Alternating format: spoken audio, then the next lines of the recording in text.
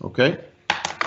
Good morning, everybody. It's May the 20th, and we're here with Committee of the Whole on a budget. I'm not going to go through all the councilors right now. Perhaps I'll do that when we come back. I think we're probably going to be going in camera, so I'll do the call to order and introduce all the fine-looking councilors when we are back in a public session. Is there anything else I need to do? Just call the meeting to order, and I think the idea is that somebody moves that we go in camera. I'll move we go in camera. I'll second that. Moved by Councillor Walker, seconded by Councillor Mancini that we move in camera. If everybody puts your microphone on, I'll ask who's in favor. All in favor? Aye. Aye. Opposed? Aye. Aye. We'll move in camera. Okay.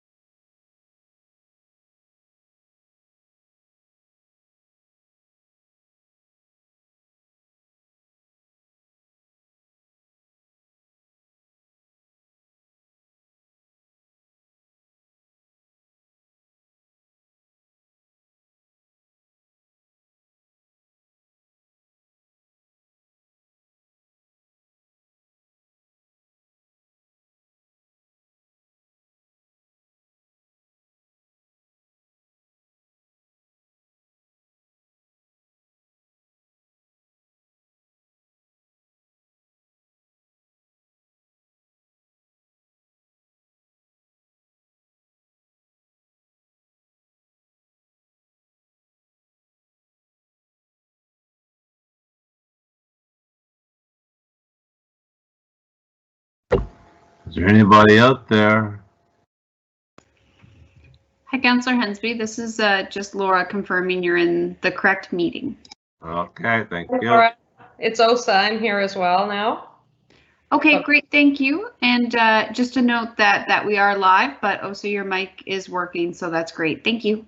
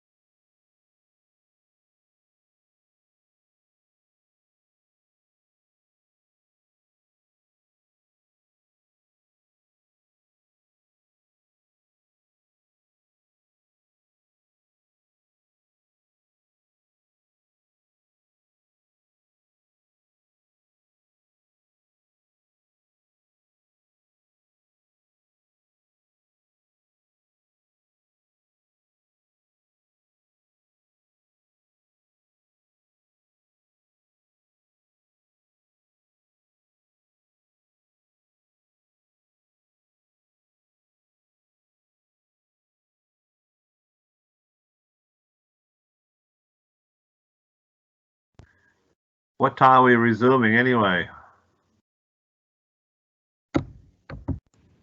Next 1 Tuesday. minute. 1 minute. Okie dokie. And then we're going to 12 o'clock sharp. We'll break at 12 if we're still going. Yep. Okay. And we're not going to start any earlier than 1. I guess. Yep. Okay, 'cause I'm trying to do some juggling of schedules here. So, all right. Okay. Thanks.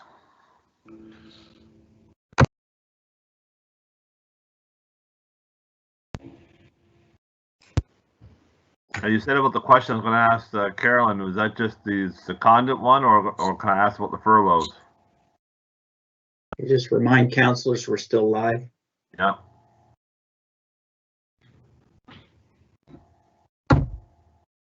And Mr. Mayor, this is Laura. You have quorum, and I can send you live whenever you're ready.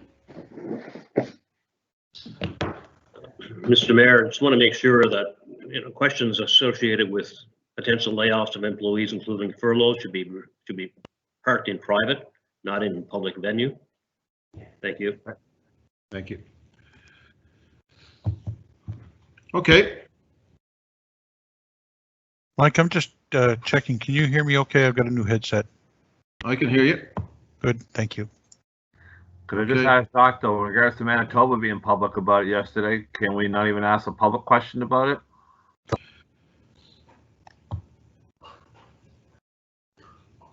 I am, Mr. Mayor, I'm very concerned about labor relations and what signals I'll be sending to you. We haven't, we don't want to start having those conversations in public. Well, I think we are now. I We're having them now in public, I think. So, don't think we're live yet. We are live, yes. okay. Am I on the camera there, Laura? Still got the break sign up. Okay, there we go. All right, colleagues, so we're back in public session. We broke to go in camera. I am going to do our call to order now to make sure all the councillors are alive and well and prepared. So we'll go starting in District Number 1 with Councillor Stretch. Yes, good morning, Your Worship. Alive and well here in beautiful Musquodoboit Valley. Things are looking great out there, and pleased to see you all again here today. Thank you. Thank you. Councillor Hinsby. President accounted for, sir, and it's a beautiful day out there. I should be out there doing yard work, right? I've done more yard work than I have for a long time. Councillor Karsten.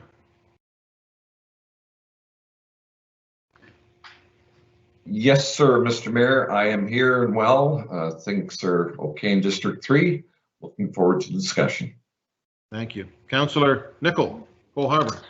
Thank you and welcome. I just wanted to say we've moved 10 yards of soil down to 5. So yes, the gardening work is good, but and it's 15 degrees in the shade. All right, thank you. Councillor Austin in Dartmouth. I'm here, Mr. Mayor. My gardening work is the endless task of pulling goutweed.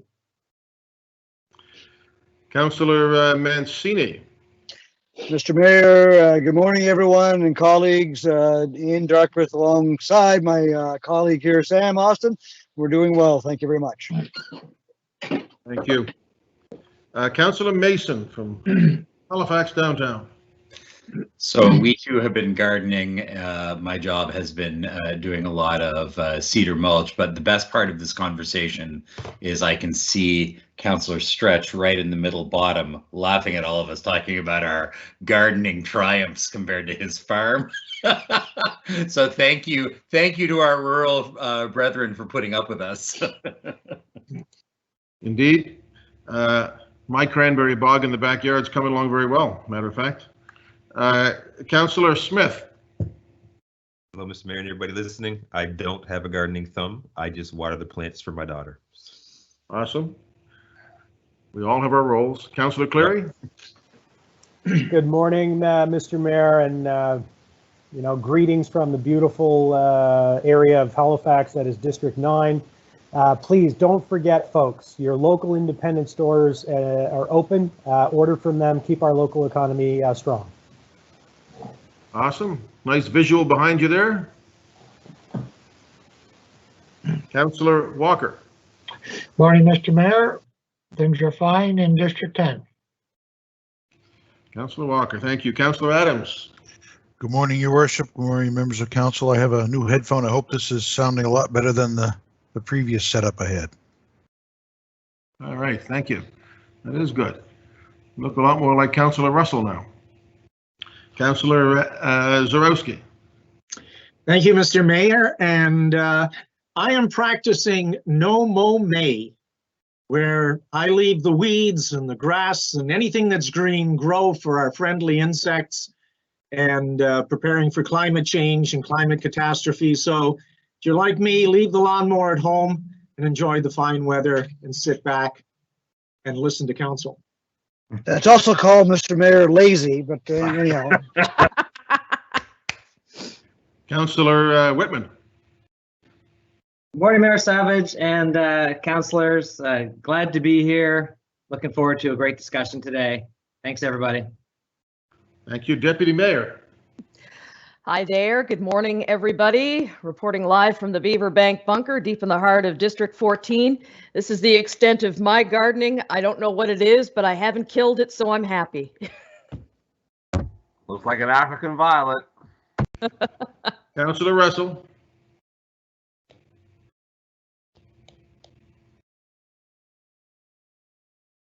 Councillor Russell.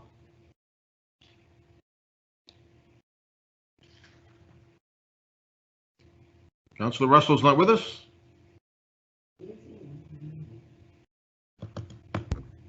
All right.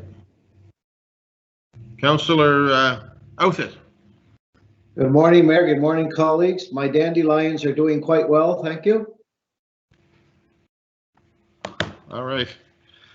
All right, that's great, guys. Thank you very much. So a couple of things. First of all, Caroline Blair Smith is with us. Her budget recast was sent out last week as part of the package. And Caroline, are you with us? Yes, I am, Mr. Mayor. Thank you. So just a couple of questions on that. Councillor Hensby, did you have a question first? Yeah, just to clarify, we have, I think it was $52,000 earned as a secondment. Could you just clarify what that position was for again? Thank you. Mr. Mayor, through you to the councillor, the secondment money is part of our business transformation project. We have some employees seconded, so to speak, over to that project. Councillor Hensby, good? That's good for now. Thank you. Thank you. Councillor Whitman? Thank you, Mayor Savage, and thank you, Caroline. Question for you. Hopefully you guys can hear me. Publicly, since layoffs, to your knowledge, are there currently any departments not working at full capacity? If yes, please provide details. Thank you. Mr. Mayor, through you to the councillor, thank you for the question. There are some employees throughout the organization whose workload, I'm going to use the word flexes, and who we are working through certain situations of redeployment. I don't want to get into specifics because those are conversations we're in with the unions, but for example, if we had somebody who was responsible for, I don't know, scheduling somebody over here and they didn't have enough work, we would then try to redeploy them somewhere where there was enough work. So for example, getting buses ready. So it's those sorts of things. Thank you, Mr. Mayor, and thank you, Karen. So they're flexible and they're being deployed. So are they up and working now? And are they at 100%? In some cases, there might be employees who are not at 100%, who are part of conversations with unions to get them to 100%. Thank you. That's it for now. Okay, thank you. I think that's it for Caroline. Any other questions? If not, I understand OSA may be with us. OSA, are you with us? Good morning, Mr. Mayor. Good morning, Council. I am. Awesome. Good to see our dynamic CEO of the Halifax Public Libraries. Thank you for joining us. OSA, did you want to say a few words about your recast? Certainly. Now, I think somebody else is in charge of the slides, so it might help to have the slides up in case people want some details.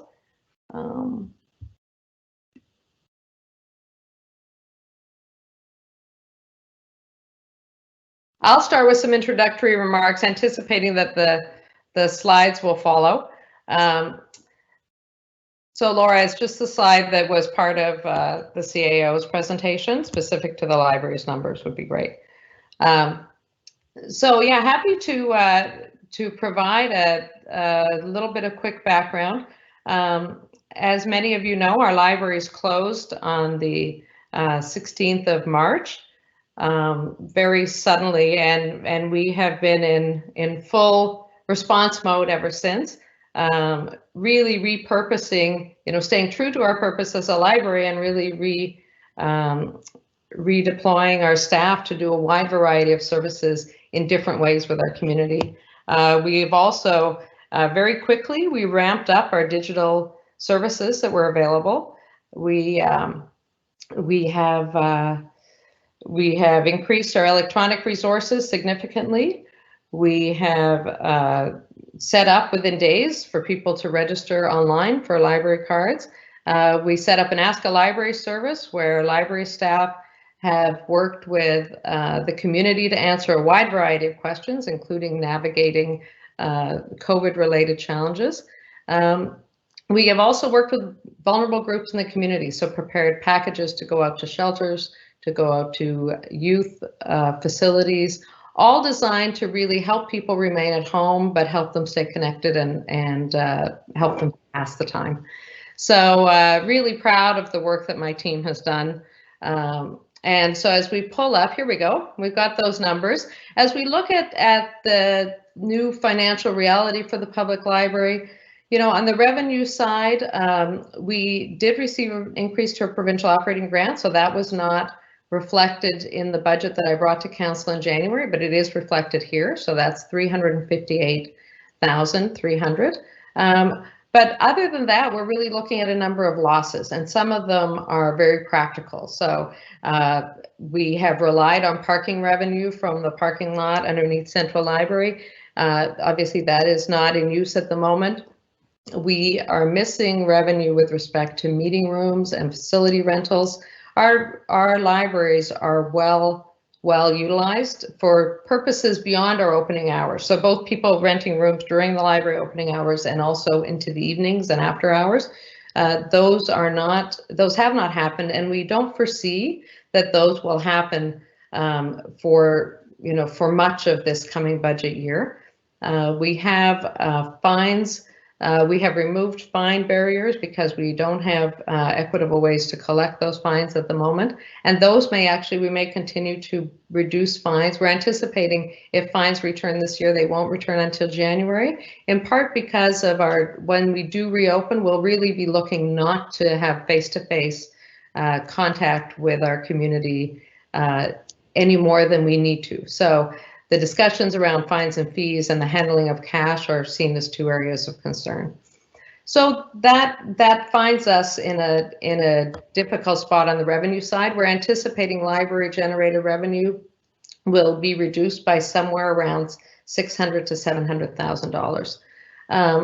On the flip side, we are working to reduce the costs associated with operating the library. So we have we've increased, I'll speak about staffing specifically a little further on. Certainly on the non-staffing budget, we've looked through our budget very closely. We've reduced travel and conference expenses. We don't foresee that anybody will be traveling to participate in education services that way. We're reducing our building expenses. We are forgoing, council will recall a few years ago I came to council and talked about the need for us to be refreshing our public computers on an ongoing basis so the public had excellent computers to access within the library.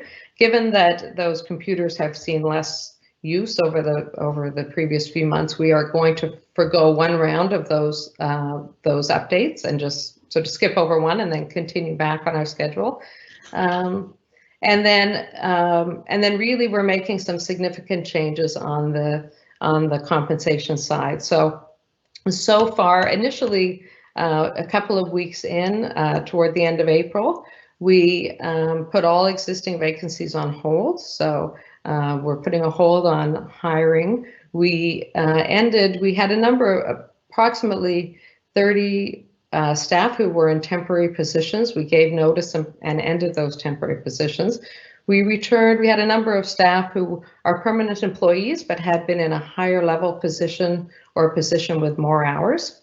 Those positions or those staff have been returned to their base position, and we've stopped assigning additional hours. So those initial mitigation strategies have resulted in a reduction in our staffing expenses of about $60,000 per pay period. And we are currently in negotiations with our union around additional actions, have had very productive conversations. So those are still in the discussion phase, but those would also allow us to find additional staffing savings. So the new budget really looks at a reduction in the municipal funding of the library by $1.195 million. And what you're seeing here recast is a budget that can help us bridge that. You know, I understand, this is not without challenge, but I also feel that we're all in this together. And I appreciate the great work that my staff have done. I appreciate the productive conversations we've had within the library to help us contribute our piece to really helping bridge the gap. We've done this at a period when we've had an extraordinary increase in some of the services that the library provides. So since we rolled out our services post closure, we've had over 5,300 new people register for library cards who didn't have them before. And I remind Council that we have among the highest library usage in the country already, and now we've got another 5,300 people who've discovered us.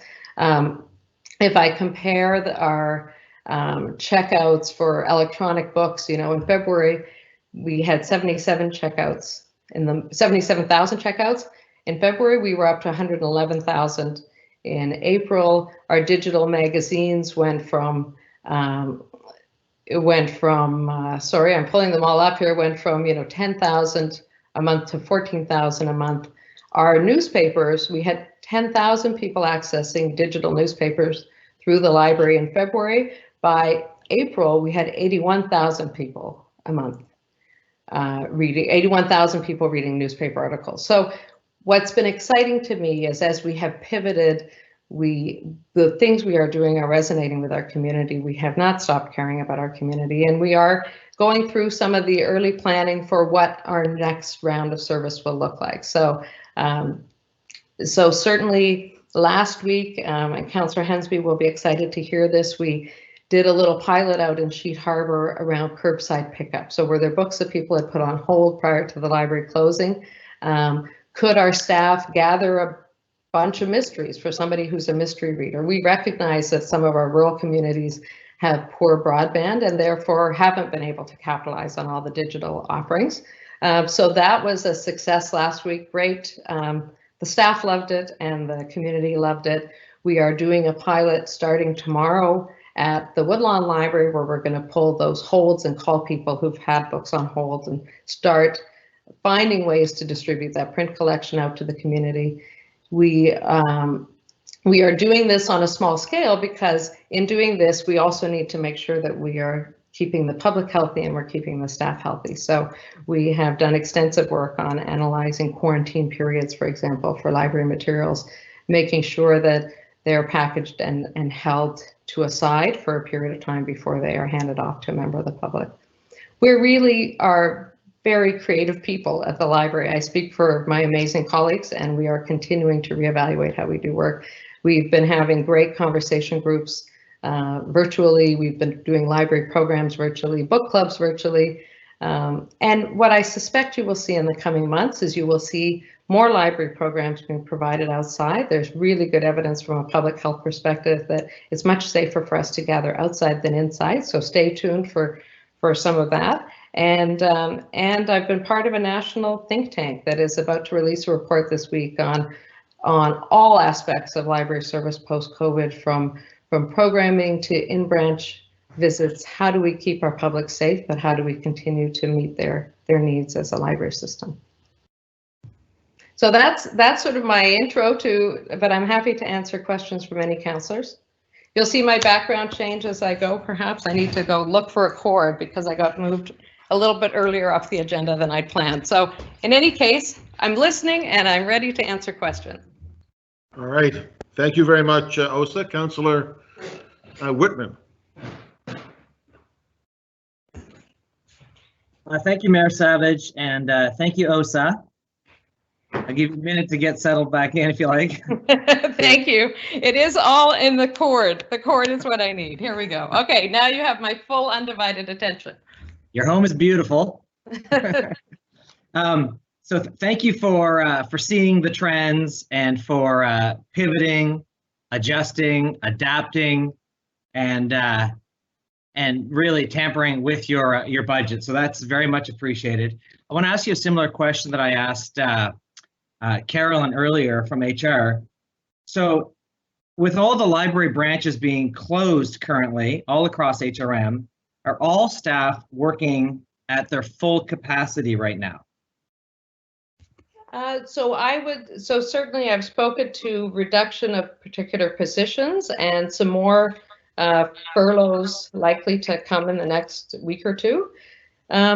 So I would say once that process has unfolded, I would argue all of our staff at that point will be working full capacity. We have a great IT team, and they have set up terrific access from home, including the ability for library staff from their own dining room to be answering questions that come up. We've had teams working on project planning. We've had teams working on new safety protocols. So, you know, I would say up to this point, we have had some who have not been working to full capacity, but I think it's also important to understand that we need people available. So when we talk about something like curbside pickup, we want to roll that out. We actually need the staff available to be called in, and you know, it's not easy to have people depart an organization and still be ready to pivot. So somewhere in there lies that balance. But okay. Thank you for the answer. With the service changes that you're implementing, how significant will these be felt by the public, and are these changes sustainable going forward? So our changes, I mean, we're changing continually based on what the advice of public health is. So I anticipate some of the changes we've made will be sustained forever. So I cannot foresee that we'll take away digital services that are available to people. We've done other service changes like bumping up our Wi-Fi to spill far, far outside the edges of our branches, understanding that we have people in our community who don't have Wi-Fi at home. We'll never turn that off. Right, so some of that is about a new way of serving, and being open to the fact that this is going to change into the future. So what will story time look like? Will we gather crowds in Paula Regan Hall? You know, I would say we will likely not have large gatherings for the foreseeable future, but we will aim to fill that gap with other types of services. Curbside pickup, certainly nothing we used to do. But it's certainly something we would continue to do, understanding that there's vulnerability in the community. So I guess that's a roundabout way of answering your question, but only to say, you know, what it looks like today is different from what it'll look like in a month, is different from what it'll look like in 6 months. You know, we make our service decisions on a foundation of understanding deeply our role in the community and our desire for the community to thrive and be literate and come together. How that translates from a service perspective depends really on public health limitations and, you know, practical limitations. Thank you. And lastly, the curbside pickup, is that available at all branches, including Hubbard's and Tantallon? So not yet. So I'm really giving you the advance notice. We foresee it rolling out more broadly in the next couple of weeks. So people in the community, particularly those who are wondering, when can I get that book that's been sitting on the hold shelf? We piloted it in 2 communities to start with. The first one was out at Sheet Harbor, just as to test it in a small setting, to make sure that our staff could manage the flow of people, that they felt confident that they had the appropriate setup, that they could work out those details on a small scale. Starting tomorrow, we're going to be testing it in a slightly larger branch at Woodlawn. And then in time, the intent is that the lessons from those 2 pilots will get rolled out more broadly. So stay tuned. Actually, I think I've got a team out at Tantallon that we're talking about that they're coming in to get rolling on it too. So, so it is coming. We just didn't want to roll it out in 14 branches at once, particularly where it relates to public safety and public health around the distribution of print materials. Thank you, Osa. Thank you. Councillor Austin. Thank you, Mr. Mayor, and thank you, Osa, for the presentation. Just two questions. The first one, and I think I know the answer to it just from everything you've indicated, is part of vacancy management within the library. When we get back to whatever, you know, working libraries are with COVID, there's nothing being contemplated about branch closures. Is there as part of this? Yeah, so not at the moment. In fact, part of what's now we may open our branches in a staggered way because some branches may require more retrofitting than others in terms of ensuring safe social distancing within the branches. And so what you will likely see is that we'll roll out a few branches. We'll then, once we're confident that you know some of the processes that we put in are working in terms of trying to have clear pathways for movement through those branches, then we will expand to other branches. So the community may notice some are emerging sooner than others, but the intent is not to narrow the number of branches at this point. Really, our intent in terms of bridging this budget gap is to sort of front load the savings. So if we can make significant short-term savings in the next quarter of the year, then as things loosen and as we're able to begin to open our doors to the public, we'll have the resources and the staff available to be able to do that. So that's really the sort of budget strategy, is to say, while our branches are closed, let's find the savings right now, so that as we're able to open our branches and are reimagining that in-person service, we'll be ready to respond, and we'll have our staff ready to go. Does that set up any problems for next budgetary year? Like if we're front loading now based primarily on operations are very much shut down, and then we're reopening, and then into next year, are we then setting up an upward budget pressure then? Well, because it's staffing costs, it then becomes about what is our monthly capacity to staff. So what I'm viewing this as a single budget year adjustment. I'm really not looking into next year yet to see what the budget situation may be next year. I mean, that's a separate conversation. This was really the effort that we're making right now to do our bit to help bridge the gap for 2021. Our intention is not long-term to reduce our staffing.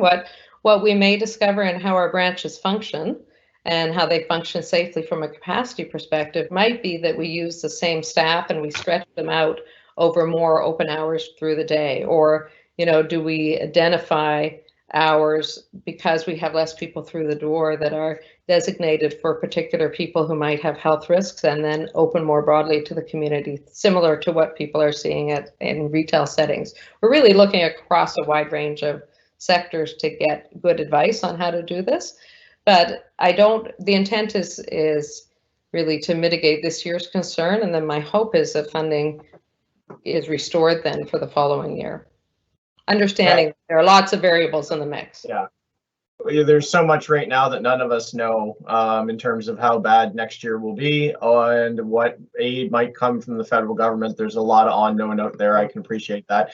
My last question, the collections piece, which we had a vigorous discussion about in our budget prior to this, it's not lost on me the point that you made about the cost of online resources being much more so than traditional books. And here we are in a situation where online resources suddenly became even more important than ever, because it's the one thing that people could still access. I know in the budget piece there it has 250,000 more. Is that over and above what council had kind of set aside for that piece? Because this is a revised presentation. Like, did you as part of your budget come up with an additional 250 by removing from other areas to help fill that? That's correct. So what we realized was, again, this is where the highest demand is, and we are committed to serving our community. So yes, we are reducing, more on the staffing side on the short term in order to ensure that we've propped up collections, understanding how great the demand is. Not all of our digital resources actually operate on a per use basis. So when I talked about the newspaper access, we pay a flat amount, and we love that to explode because each visit doesn't cost us any penny more than the last one, and in fact the cost per visit goes down the more people use it. So some of ours are not on a sliding Harry Potter too, right? Right. Yeah. Some of them it is a per use basis. So certainly, the ebook and the audiobook and the streaming, the film streaming, those are high, but they're also, for us, they bring us great joy because every person who signs in, we're still connecting with them, although we're not seeing them in our branch. And so we may do some correcting between what we spend on print and what we spend on digital to respond this year to the demand, although we have to be careful with that too, because otherwise you lose a a year's worth of bestsellers and you haven't updated health information in the print collection and so on. So, you know, there's always a fine balance, but yes, that 250,000 is above where we were at the last time I met with you. So. Okay, good to hear. I mean, I think that's still coming into future budgets, especially, I mean, none of us could have anticipated COVID, but I think it emphasizes the cost and the importance of the collection even more. Thank you very much. Thank you, Deputy Mayor. Thank you, Mr. Mayor, and thank you so much, OSA. You know, and I've certainly said this before, but I'm absolutely in awe of how the library has been able to completely reinvent themselves in such a short period of time. I mean, you've really positioned yourself to be an essential service during this time. And, you know, the numbers, the budget numbers, certainly they tell one story, but I'm glad that you're here today publicly telling the other story and the other numbers that are just as important. You know, you're talking about 5,300 new library card owners, you know, doubling, tripling of ebook borrowing, and then you mentioned the video streaming services as well. Those are all important numbers because those are potentially, well, in the case of those 5,300 new car holders, those are new customers. And those are, you know, new clients that we want to be able to nurture in the coming years. And I'm wondering, these kinds of numbers, are we seeing similar numbers in other municipalities? And do you know of any other libraries across Canada that have started the reopening process, and whether there were any, you know, what kind of budgetary impact that had in rearranging their library system to accommodate the new normal? So really across Canada, we are in the very early stages. In fact, in Ontario, staff were not allowed into the buildings. The state of emergency had limited even access to the buildings, so they're now returning to the buildings to prepare to reopen. I think BC is preparing, Manitoba is preparing. So there are some provinces that are slightly ahead of us, but not to the point that we can necessarily track their footsteps through the building. But we have looked to Europe, and we continue to stay alert because Europe, of course, was ahead of us in terms of COVID-19. And I had interesting information from Finland yesterday on how they're approaching it. There will be some things we're going to have to figure out and spend some money on in terms of retrofitting our interior spaces. Certainly spreading out computers from where they are next to one another. Probably putting some plexiglass barriers in particular key places, adding hand washing stations throughout our libraries. Some libraries are restricting access to their library staff because of the number of potential touch points. Others are managing them not unlike grocery aisles with, you know, one direction down one and another direction down another, and hand sanitizer everywhere. You know, there will be, people will notice things that are different, and it's an interesting challenge for us because for many years we have invited people to linger in the library, and we have wanted them to linger, and we have wanted them to connect to each other, and when connecting feels a little bit dangerous, then we need to rethink what that looks like. But I remain hopeful. There is still that role that we can play. We certainly may need to look at particular communities that are extra vulnerable and figure out how we address the needs. So seniors, for example, how we know that many seniors rely on the library, and we know that many of them face health vulnerabilities. So we're needing to look at specific audiences. And as I've mentioned, the idea of how we spill into the outside, which we have done so beautifully in the development of outdoor libraries and a number of our branches. It's almost like we predicted that we might need the outside space to be ready. You know, we're going to continue to look at ways for the library to be present in the community, in places around the community beyond just our physical buildings. We know that the public needs the services that we provide, and they need that place that they can connect to each other. But I think we can reinvent that, certainly over the coming months when the weather is warm. And so we're definitely talking to community partners about what that looks like. We may also, if we think about people's need for computer access as being one of the really most critical things that they come to the library for, one of the things we will continue to look at is lendable technology. So, you know, we loan iPads and Chromebooks for use in the library in the interest of people being able to spread out and yet still use the library. What does that, how do we do that in potentially more using more lending of technology? So those are the kinds of conversations we're having, and my intent will continue to be, as it's been from, you know, the day our libraries closed.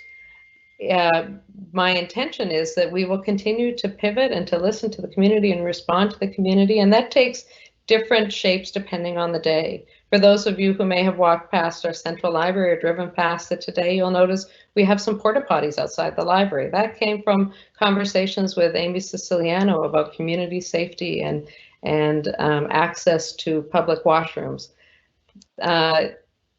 If one of the things that we know our community was most worried about when the library was closed was the hundreds of people who come to us for help with their tax form completion. The tax deadline was deferred, but that is now, tomorrow we'll begin to contact people and get that program rolling in a different way than it used to happen, but nonetheless making sure that they can get their taxes filed ahead of the deadline. Understanding that getting your taxes filed isn't just about getting a tax refund, it's then being in the queue for HST or GST rebates and other things that people rely on in terms of balancing their budget. So those are the kinds of things that we will continue to reinvent and find new ways to provide the valuable services that we've always provided. So it is both a challenging time and an exciting time. You know, Thank you for that very much. I hope that the takeaway for the public who might be watching is that the buildings themselves may be closed, but for the vast majority of staff, they're busier than ever. Thank you very much, Osa. Thank you very much. And congratulations, Osa, to you and to Amy on that, the porta potties, which I think is a great initiative. Councilor Mancini. Thank you, Mr. Mayor. Good morning, Osa. It's always great to see you. I need to really take some time to build on some of the things the Deputy Mayor alluded to, because, you know, I'm getting a lot of phone calls and emails from our residents. Of course, they're very concerned about this budget cuts that we're dealing with. Many have opinions on what should be cut and what shouldn't be cut. I do get a lot of emails or opinions on cutting the library. Why isn't the library a bigger cut than it is? And, you know, for last time we chatted, I think you told me there was 4,600 new users. Now today you're telling us 5,300 users. I just want, and the reason that I think many of our residents they're asking that question, why isn't there a bigger cut? Because they don't understand in normal times what the library does, and they definitely don't understand what's happening during COVID-19 times. So in fairness and not wanting to repeat, Mr. Mayor, a lot of the stuff that was already asked, I think it's important that you talk about, particularly I ask you to speak to the work that the library is doing for our most vulnerable residents, because during COVID-19, I'm worried about everybody. I'm most worried about our vulnerable residents, and there's parts of my district that have those types of people that we need to help. And I believe the library is doing a lot of good work, you know, when it comes to services to shelters. You talked about the porta potties and computer access and the Wi-Fi. So I just want to help our residents understand the depth of the work and the impact the library is having on all residents, but particularly our most vulnerable. Well, thank you for that, Councillor Mancini. You're absolutely right. So you mentioned a number of the initiatives. There certainly are others. One of the great strengths of our library system has been how closely we work with community partners. And you know, in your district, that includes the Dartmouth Food Center, which I know now has a new name, which I'm not pulling out of my hat, and the Family Center. That's true of all districts. So some of the work that we've done, well, some of the best of what we do is listen. And what we certainly heard from our community was that there are families with young children who are at home struggling, who would normally rely on the library for support and resources to help them pass the time and to help them support their children's learning. So we have made thousands of activity packs for preschool children and school-age children that include games and puzzles that we've included where we believe families might not have some of the basics. We've included pencil crayons and we've included crayons. And so prepare those and then look to our community partners who are connecting with those families at risk and families who are experiencing vulnerability and dovetailing with the work that they do. So if somebody goes past the Dartmouth North Food Center, they may get some food resources, but they'll also get activity packs suited to the age of their children from the public library. They will get snack packs, because we know lots of kids have relied on getting their snacks from the library. So there are snacks, healthy snacks they can consume alongside the activity kits. So we've had staff in our branches preparing these kits. So, we've had staff working at home, but we've actually had staff in our buildings doing the work, doing the back of house work, preparing for this, working with Revenue Canada to make sure that we can get the tax programs back up. So some of it's been the practical packing and distributing, and in other cases, it's been the planning and the reframing the work that we do to make sure that we can do it in a new way for the community. The vulnerability of people in our community is something we take very seriously. And I know beyond the answering questions and connecting with people, many of our staff have been checking in on the people in the community who they have seen every day through their work at the library to make sure that they're okay. What was really lovely, the porta potties opened yesterday, and we have staff on site who provide snacks and menstrual products to people who come by, and just stop and have the conversation and check in on the people who we have checked in on a daily basis forever through our public libraries. And really proud that we can continue to do that work because we have those connections in the community. And if we see somebody who we are concerned about, who is at risk, we have ways to help connect them to resources that can support them, because this is a time that has, if anything, heightened and magnified the vulnerabilities that people experience in our community. Also this afternoon, we're going to be talking about budgets for fire and police, and many of our residents are very concerned about those cuts to those two departments because that's essential services, emergency service that we rely upon during time of crisis. To a certain extent, the library has done a very good job, as a number of colleagues mentioned, to be able to zig and zag and adapt to the current situation.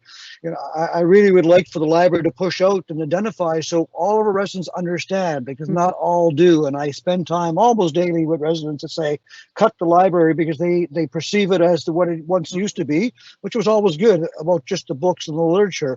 And it's much more to that. So I thank you and your staff, but I think we need to get the message out there to help educate the general public. And I appreciate the work you do, and thank you for taking care of those that sometimes can't help themselves. And I know your staff do that. So thank you for that also, Mr. Mayor. Thank you.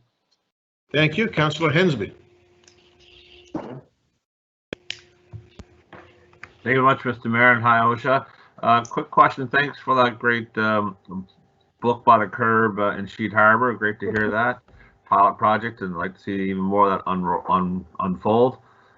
Just kind of curious, tomorrow morning I'm supposed to have a conference call with Develop Nova Scotia. We're trying to improve the Wi-Fi capacity in the Eastern Shore as well as Musqueam Valley. We're trying to develop some more Wi-Fi hotspots. I was wondering if somebody from your library could be a part of that phone call tomorrow, because I'm going to be tied up with the council stuff instead.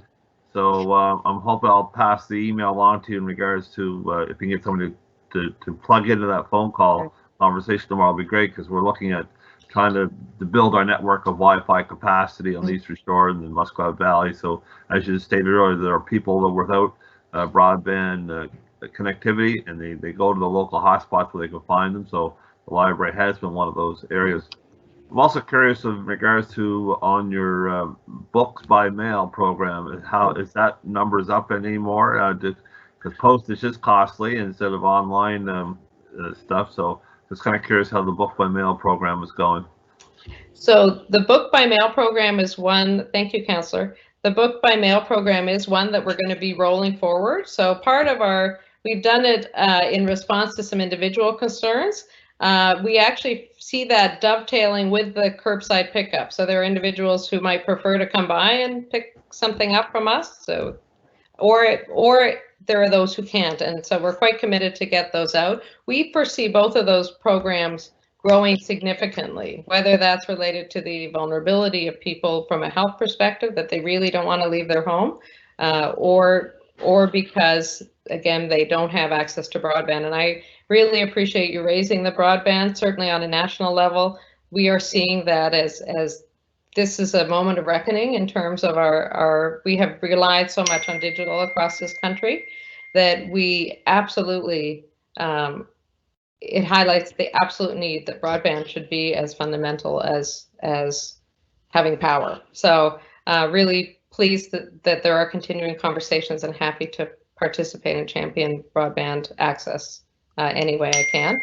So with respect to Bora by mail, we have the people who have already registered with our Bora by mail service, but we certainly foresee expanding that as part of our response to the community. So stay tuned for some more details on that. Part of what we've needed to wait for is the best public health information we can have with respect to how the virus lives on materials. So we did not want to begin handling and distributing materials to people who may be experiencing vulnerability and thereby putting their health at risk. We feel confident now that there are good standards in place for how we will distribute and receive materials, including sort of setting up, quarantine sections where it's touched and then it's quarantined for a period of time before it's distributed, to ensure that if in the unlikely chance that somebody had the virus on their hands or they sneezed while packaging it, that we really have taken all steps to be safe. So if that service has been held up for a little while, it's really been around the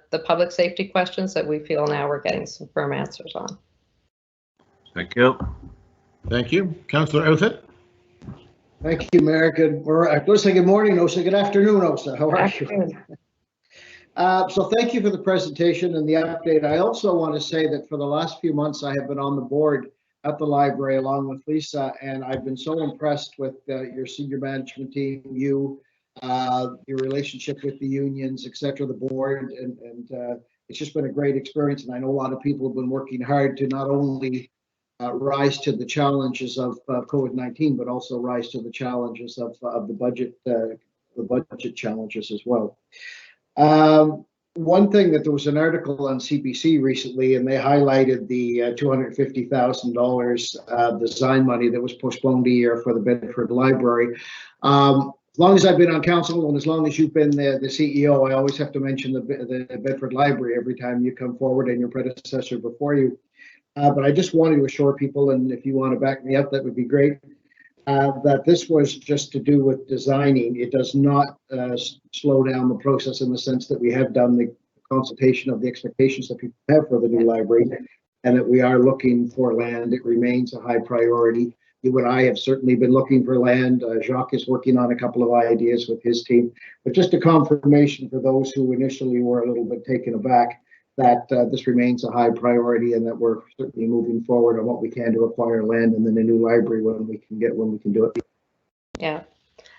Yes, Councillor Outfit, thank you. Thank you for raising that. It's important to point out that pushing back that $250,000 by a year was really done with an honest look at, did we feel confident that we would secure land in time to actually spend the $250,000 on preliminary plans. So architectural drawings require a full understanding of the landscape and the space within which you're building something. We have a great framework for Bedford Library in terms of how many square feet it should be. We've had wonderful input from the community. When you translate that into architectural drawings, you can't do it without knowing where the land boundaries are and how a building will be situated and what the road access looks like to the building. So we felt, while the work there is continuing, and there's a great team at HRM that's working with us to evaluate land options.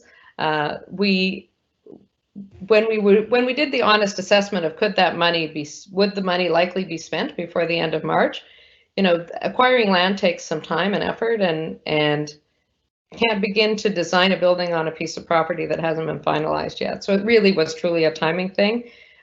Really appreciate the input we've had from Bedford, and excited about what we're going to do in Bedford. That was purely, would it be before March 31st, 2021 or not, in terms of spending. So thank you for confirming that. And thank you. Thank you, Mayor. Thank you very much, Councillor Mason. Thank you, Mr. Mayor, and thank you, OSA, very much for that presentation. And I just wanted to take this opportunity as well to thank all your staff for all the hard work that they've been doing on so many levels. I strongly supported putting the porta potties with the hand washing stations behind the central library, and I was really pleased to hear that that had happened. So thank you for supporting that. What I've been hearing from my residents is that while they miss the library horribly, they're actually very impressed with the ramped up services that we've been seeing, especially the digital services. And this household has definitely taken advantage of the curbside pickup. So we're really happy with that. I just wanted to chime in and say to my colleagues, this is an example of, to me, like we heard with recreation and some other services, where it's not going to be about cuts. It's not going to be about cuts in next year. It's going to be about increased demand for services is what I think is going to happen. And I think that a lot of people keep comparing COVID-19 to wartime, and expenses don't go down during a war, they go up. And I think that that's where we're headed with things like this. Our community is going to need some of these services more than ever. And so our hard choices aren't framed as what are we going to cut? It's how are we going to grow it, especially if the province and the feds, you know, hopefully they hear our call and we see some money flowing this way. And it's not just about plugging the dam, and bailing the boat. If I can mix metaphors, it's about how are we going to expand these services to deal with the genuine need in our communities. So I thank you for what you've done with what you've got so far, and I really look forward to being able to go into the Central Library while maintaining 2-meter distance at some point in 2020. Thank you very much, Mr. Mayor. Okay, thank you, Councillor. Anybody else? Seeing no other names, thank you, OSA. Thank you to your staff. Every time I think of the libraries, I think of Heather McKenzie and the great work. She's exemplary in what she does to help people who really need a hand up. But there's so many people there that are doing great work. So thank you for that. Colleagues, just before we break, I'm going to ask a question, and I hate to do this, but we're scheduled to start tomorrow morning at 9:30. I have a meeting that I've just been told starts at 8:30 that's going to go till 10. And because Cheryl sets up in my office to do the tech support, it's going to be kind of complicated to do a Zoom, even if Lisa was able to do the call. So I'm going to propose we move tomorrow morning to 10 o'clock, recognizing it's just one person, but that's the reason. If anybody has an issue with it, send me a text over lunch, and I'd be happy to reconsider and look at some alternatives. But my proposal is that we start tomorrow at 10 instead of 9:30. And I know that Councillor Hensby and others have had some scheduling issues, that some of which we were able to accommodate, some of which we weren't, but that's my proposal.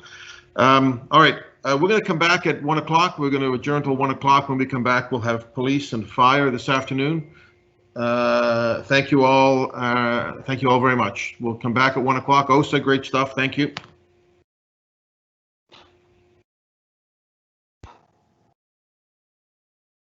End time is still noon? Yes. Okay.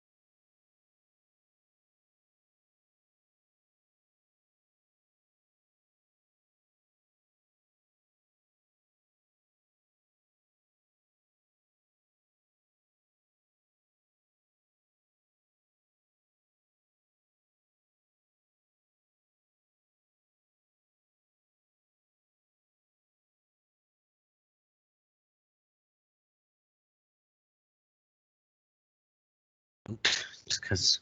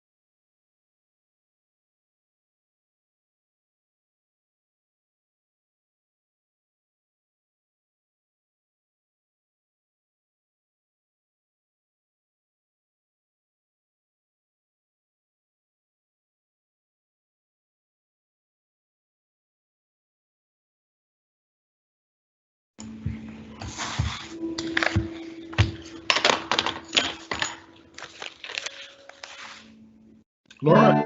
Hello, Mr. Mayor.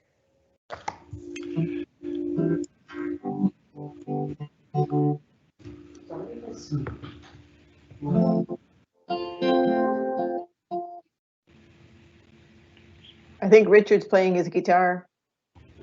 See that? So we are still waiting for a few councillors. Councillors Austin, Hensby, Karsten, Mason, and Outfit. Charlie, it's a tuba, actually. What was that? It's a tuba, not a guitar. My ears fail me. So I heard from a number of councillors that it's okay to move to 10 in the morning. I didn't hear from anybody who said it wasn't, so. Are we live, Laura? We are live, yes, Mr. Mayor. So I'm going to assume, Laura, that we can move to 10 o'clock in the morning for a start time? Yes, we can. Okay.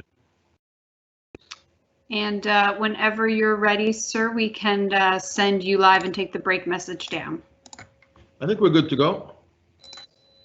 Okay.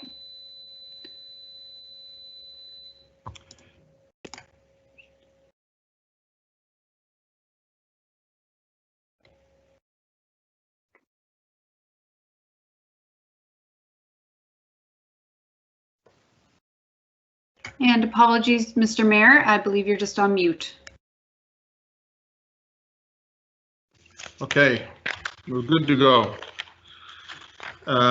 Jacques, are you with us?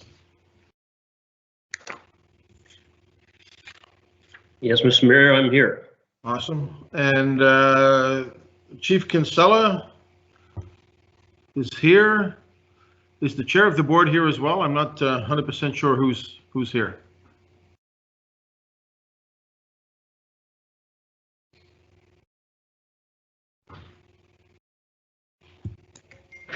Mr. Mayor, I'm here if you were looking for me. Chief, how you doing? I'm good. How are you? Good, good.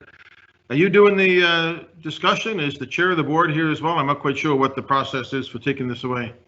My understanding is the vice chair is on the line and the board chair will be joining us in due order, but I'm prepared to start subject to any comments by the vice chair. Okay. All right, well then I think we'll take it over to Chief Kinsella and whoever else you need. Chief, the floor is yours.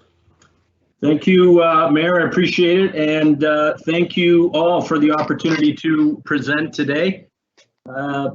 As you know, the 2020-2021 operating budget proposal was approved in principle back in January for almost $90 million.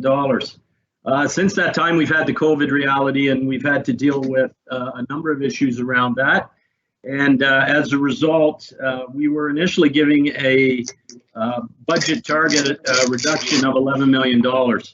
We worked towards that particular target, and after review and consultation, a budget reduction of $5,514,000 was brought to the board on May the 11th.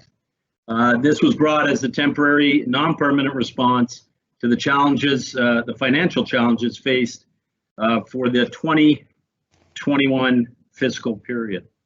This included total compensation related savings of just over $4 million and total non-compensation savings in the amount of $1.4 million to reach our total of $5,514,000. Today's proposal is a result of the direction and reflects those reductions. A variety of assumptions were made in developing this proposal, most notably that the approved wage model was used. Salaries and benefits, as I'm sure you know, are more than 96% of our total budget, and that several adjustments are due directly to the reduction in costs because of the ongoing pandemic. 18 vacancies currently exist, with 10 retirements expected between now and December 31st. In addition to that, 6 term layoffs have taken place to date with our crossing guards and our crossing guard supervisors as well. There are 2 categories, as mentioned, where the reductions fall. Compensation related is made up of participating in vacancy management and not currently filling the anticipated vacancies on a temporary basis. We're also looking at a 25% reduction in both overtime and court time. The second area is the non-compensation related area, and these items include a variety of contracted and external services, police equipment, communications, office equipment and supplies, and other goods and services. I just want to say that there's no doubt that there will be an impact from any of these reductions. We've looked at a variety of scenarios that would minimize that impact. Nobody wants any reductions, and certainly this is not something that we would be discussing if we were not in the COVID environment, and certainly not something that we could live with if these were normal times. We also recognize that every business unit, including the police, has a role to play in mitigating financial circumstances. We were provided a target and done our very best to meet it. I brought forward a proposal that would ensure urgent public safety and policing needs are being met, emergencies receive the necessary response, and criminal investigations continue. And I'll open it up to any questions. Okay. All right, colleagues. So that's it, Chief. That's the update. We'll go to questions then. Okay. Now I have Councillor Adams. I also Councillor Mancini has sent out an amendment to this. Councillor Mancini, what are your thoughts? Should we have some discussion and then go to the amendment, or? If I may ask, Mr. Mayor, that if I may go first and then put the motion on, and then I really want to hear from my colleagues on the motion and obviously on the presentation the chief just gave us on his cuts. Okay, go ahead, Councillor. Then I get Councillor Adams that signaled he wanted to. Thank you very much, Mr. Mayor, Chief. It's always a pleasure. Thank you, sir, for the work you and your members do for us every day. It's been quite a year. I think July 1 is your anniversary year. Is that not correct, Chief? Yes, sir. That's the day I started. Not much happening in this these 12 months, eh? So you have had your share. So Chief, I know you mentioned in your remarks that you don't want to make these cuts, and none of our directors of our business units want to make these cuts. And I've heard, I know my colleagues have heard from many of our residents that are very concerned with the volume of cuts you've been asked to make to the police service. So I want to put the following motion on the floor, make some comments, and then open it up to my colleagues to speak to it. I'd like to put the following motion on the floor, that the Budget Committee Regional Council requests a supplementary report from Halifax Regional Police and Board of Police Commission to provide Regional Council with additional budget considerations of the proposed budget reduction for a reduction of 4.5 million and 3.5 million in comparison to the proposed 5 million budget reduction. So moved. Second. Thank you, Deputy Mayor. Chief, when we discussed this at the Board of Police Commission, you were quite clear and adamant that priority one calls, any of these budget cuts would not impact their priority one calls. And I believe that too. And I believe that because it's coming from you, and I believe from the many men and women that wear the uniform and that I deal with on a regular basis. If a 911 call is made and it's a violent crime or it's a rescue situation, your officers are going to respond. No question about it, regardless of the cuts that are in front of us. My concern is the next level of calls. That's truly my concern. During COVID-19, as it began, and we're in the middle of it right now, things like traffic, for example. We always get calls on traffic, but I've never had in my short time in council received the volume of traffic concerns and calls and speeding that we have right now. And I'm very concerned if these cuts go in place, those are in fact going to happen. I realize school liaison officers and crossing guards, it makes sense to not have them doing those jobs at this point in time since school is not in. I am concerned though when we go back to school in September.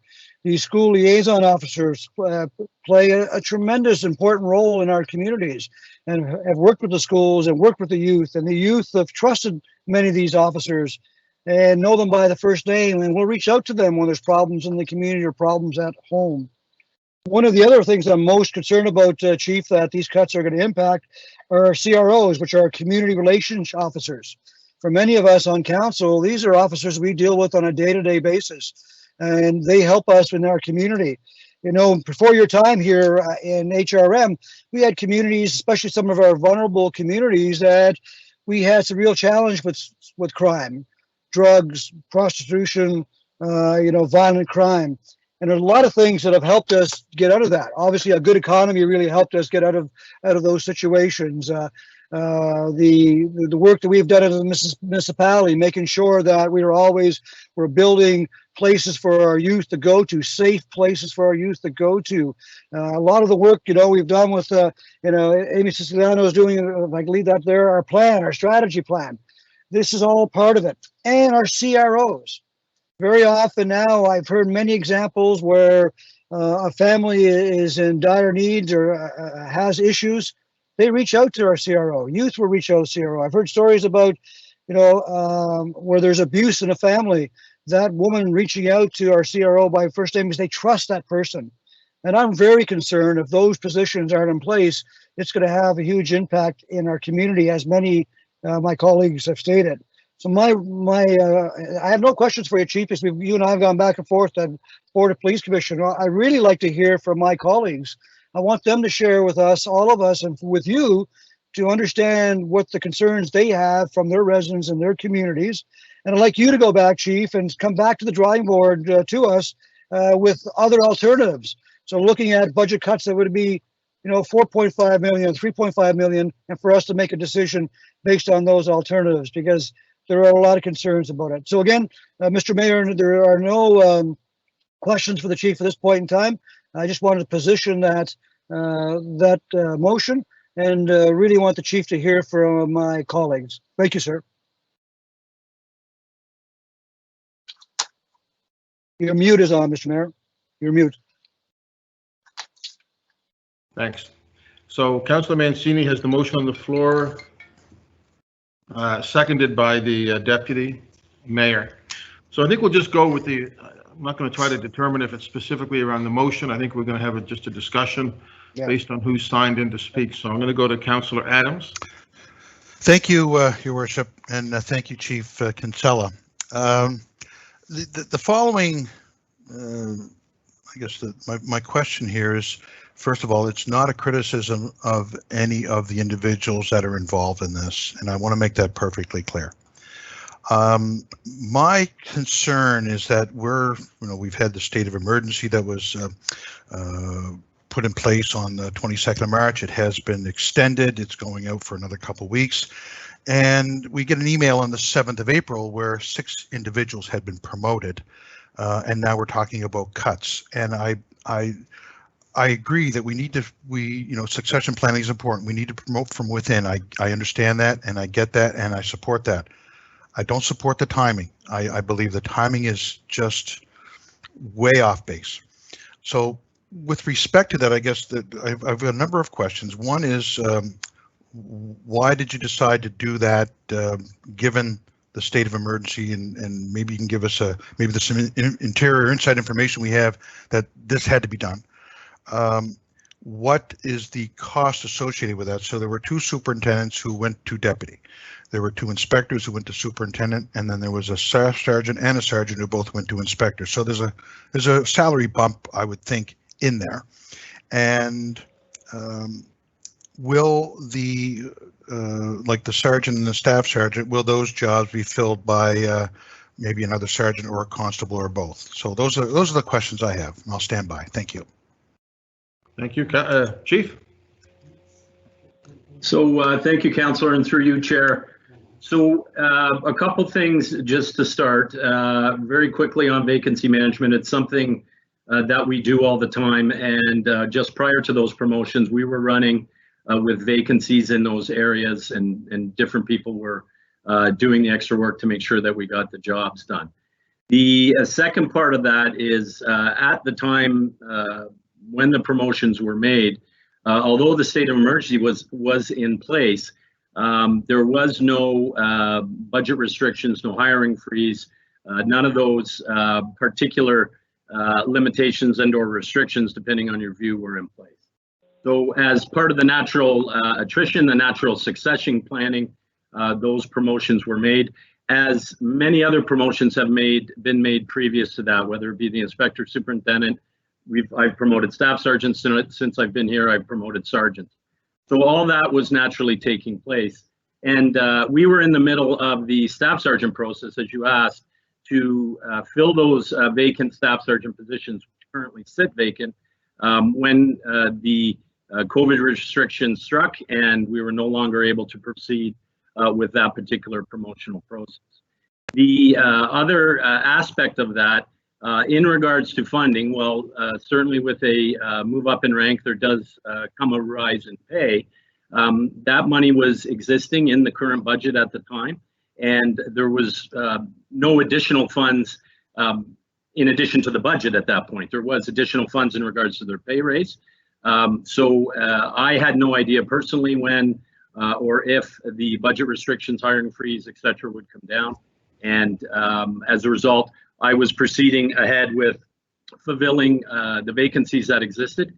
And I was proceeding with filling the staff sergeants and would have proceeded with filling the sergeant positions. They make up some of our vacancies, which in turn would lead to ultimately the hiring of constables on the sworn side. So that process was in place much like it was last summer. And you may recall that in November, we graduated 23 new recruits from our police sciences program. And that was all part of the vacancy management program and putting those members in place once the vacancy existed. Now, I can't put anyone into a position until the position is vacant, unless individuals have committed to retiring, they're on pre-retirement leave, or being funded in some other way. Okay, just to follow up to that, and I appreciate that there's money in the budget, but prior to this, we all had money in the budget. Now we need to find $85 million. And I must say, and again, it's a police decision, it's not mine, but during a pandemic And a state of emergency, I don't believe is the time to be promoting anybody. And the police force was, from the outside, looked like it was working fine, and maybe that could have waited. I'm just, it's difficult for me to understand this. Regardless of what is on the shoulder with respect to a rank insignia or whatever, the job still could have been done. Because they get that extra rank doesn't give them any extra skills. It doesn't give them any extra abilities. It just gives them extra pay. And when we're looking at not filling vacancies, I just struggle with any type of promotion. But I thank you for your answers, and I'm fine with that. Thank you. Thank you, Councillor Outset. Thank you, Mayor. Thank you, Chief. And as Tony said, you've had a very peaceful, laid-back time since you arrived here, I'm sure. I want to, first of all, as you know, as Councillor Mancini mentioned, so many of us work closely with your members and get absolutely outstanding support from CROs, from school officers, from traffic, from divisional commanders, etc. So I always take this opportunity to commend them for the incredible job they do, and I know a lot of the people patrolling West 5 and 6 as well, and they're fabulous. So Tony painted a picture of great concern to me, and I wanted to follow up on that because when last time we saw you, you were very concerned, and we sent you back. You were very concerned that you were struggling with the numbers you had at that time to run police force properly in our growing community. And I remember you were particularly concerned if you didn't get some additional manpower to help with the holding areas and whatnot to make those improvements and those recommendations. So now we turn around a couple of months later for all the reasons outlined by others, and we're even in a more dire situation. Can you confirm with me, and I realize you are in charge of operations and personnel, but can you confirm to me that if this, as proposed right now, brought forward by the commission and from you, that this will definitely have impact? You mentioned 28 vacancies wouldn't be filled. There'd be less overtime and less court time. And good luck with that, because a couple of those things are out of your control. Court time really isn't within your control. And if there's a murder, you're going to have overtime. But and I hope there won't be. But can you confirm Councillor Mancini's comments that this will affect community response officers, school officers, and the traffic division, which we have stretched to the limit now? I can't even keep up with the requests, nor can HRP or traffic patrolling in my growing district. So can you confirm to us, just to clear the air, that if this goes forward as without the amendment, particularly that CROs, school officers, and traffic division will be impacted?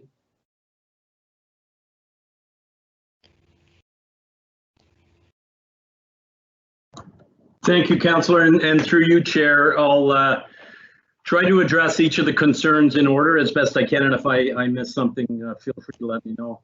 So I'll start with court time and overtime first, and I will agree that for the most part, they are out of my control and out of the control of the people that make those decisions. However, on the area of court time, we tried to make some assumptions on when courts would return back up and running. And I obviously have no control over when that might happen. It could happen next week. It could happen in September. It could happen whenever they decide that it will happen. And I can tell you, I'm sure it's not lost on anybody, the backlogs in courts is tremendous. And there will be, I would say, nonstop court. And I don't know whether they'll go in the evenings, expanded. I don't know what'll happen. The 25% was a very cautious look at the fact that since the state of emergency happened and courts were not running, there is some savings that will be gleaned there. So not an exact science, and no confirmation on exactly how that will turn out. The other pieces in regards to the overtime, certainly some overtime is in our control. You know, can certain things wait? Can we deal with them later? Those kind of things, are they more imminent? To your point about a homicide, absolutely. We can't patrol for homicides. We can't preempt them. And there's certain things on a holistic level and a broader level that we can do. But certainly if a homicide occurs, we will be incurring a lot of overtime that generally speaking won't have complete control of. We can always manage our resources, and we will always do that. and we always will ensure the appropriate resources are brought in to handle whatever situation we have. As far as my ask in January, I can tell you that this organization is a very lean organization. I think I brought up that point in January when I was talking about it. And the three areas that I did speak to you about then was our prisoner care facility, our CID, and having extra supervision in there, most notably to manage our sexual assaults. And the final area was our professional standards branch.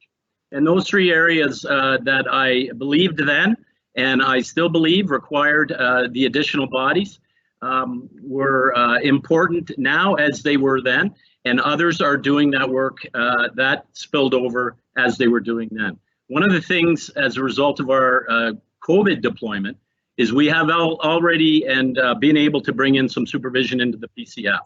And the PCF is running very well currently, and that is for the protection of the individuals that were charged with care, so it's quality service. And that is to ensure that our members get the proper guidance when they're bringing individuals in, and that we're examining alternatives to where people might stay other than ourselves. So that's all about risk management. It's all about service. The part about CID and bringing in the supervision to our sexual assault unit is, again, about ensuring that our investigations are completed in the best possible way, ensuring that our members have the best possible support at the staff sergeant level, and ensuring that our victims get good quality service post-incident. And then finally is our professional standards branch, and I don't want to go into too much detail over that, but you will recall, I'm sure around the table, that the gist of that was, so the members on the front line who are currently out there handling the overflow investigations that have to occur are doing them off the side of their desks. There's confidentiality issues, there's delays, all those kind of things. So the whole point around that was to try to bring in those positions for risk mitigation and quality service in a nutshell. The current situation that we faced ourselves in is, as I've stated, not something that we would do in normal times, and not something that we would even be having this conversation in normal times. However, the conversation is being had, and targets were given, and we came forward with an ability to do that. As far as the positions that are vacant, we manage vacancies all the time, and not always to the extent that we have, but we have done it in the past with these kind of numbers. I think it's self-evident that there is going to be jobs that are not going to be filled. There is work that is not going to be done.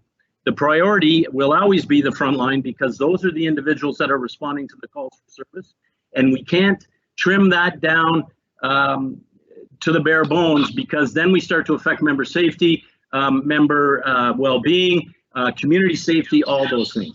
Our current deployment model that we have for COVID saw and sees a commitment to the front line to ensure, number one, our members are well and able to come to work and able to withstand a COVID potential infection, and we've had a number of them that we've had to manage. So we have the ability to maintain policing services. So we are still facing the COVID epidemic, and there will be impacts. And remember, I think it's important to say the impacts are temporary and non-permanent for this fiscal. This will be a different conversation come January, and you know, it'll be similar to what happened this January, but it may be different depending on COVID. None of us know when the economy is going to pick up. None of us know when things are going to open up. I'll tell you that downtown, we don't have 10,000 people downtown on a Friday night. We don't have pedestrians walking around in the street. So that's a reality of COVID that we're not replying to. On the other end, we're going to a number of COVID-related calls and other calls that are related to the COVID environment.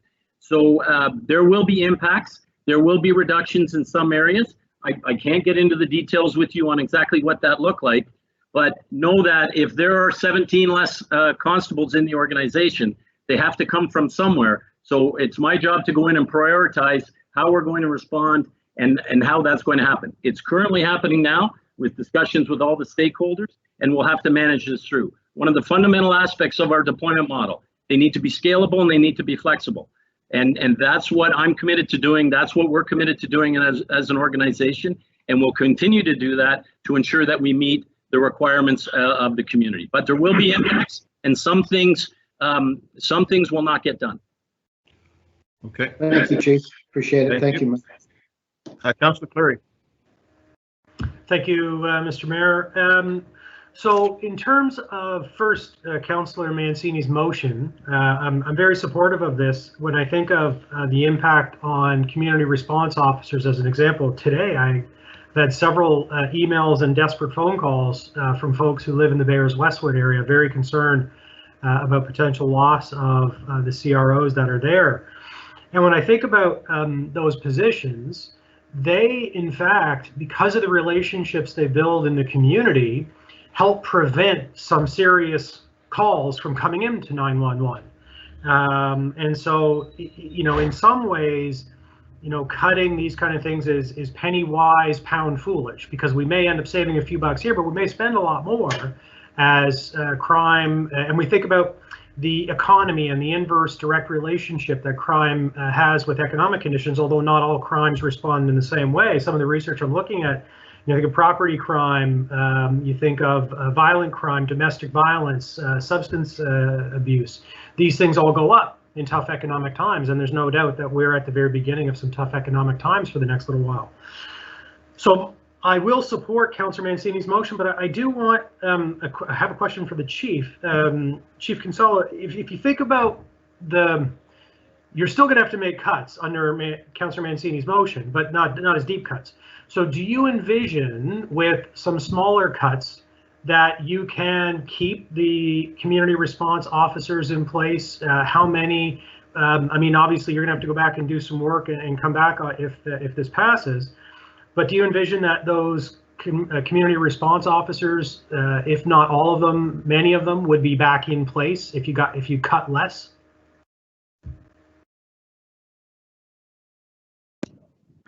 So thank you, Councillor, and through you, Chair. I mean, any additional funds that I get, any less of a reduction that you give me direction to come back with is going to help. The more that, you know, the 3.5 is better than 4.5. 2.5 is better than that. So what I can tell you is that fewer reductions will be made if I'm asked to come in at 4.5.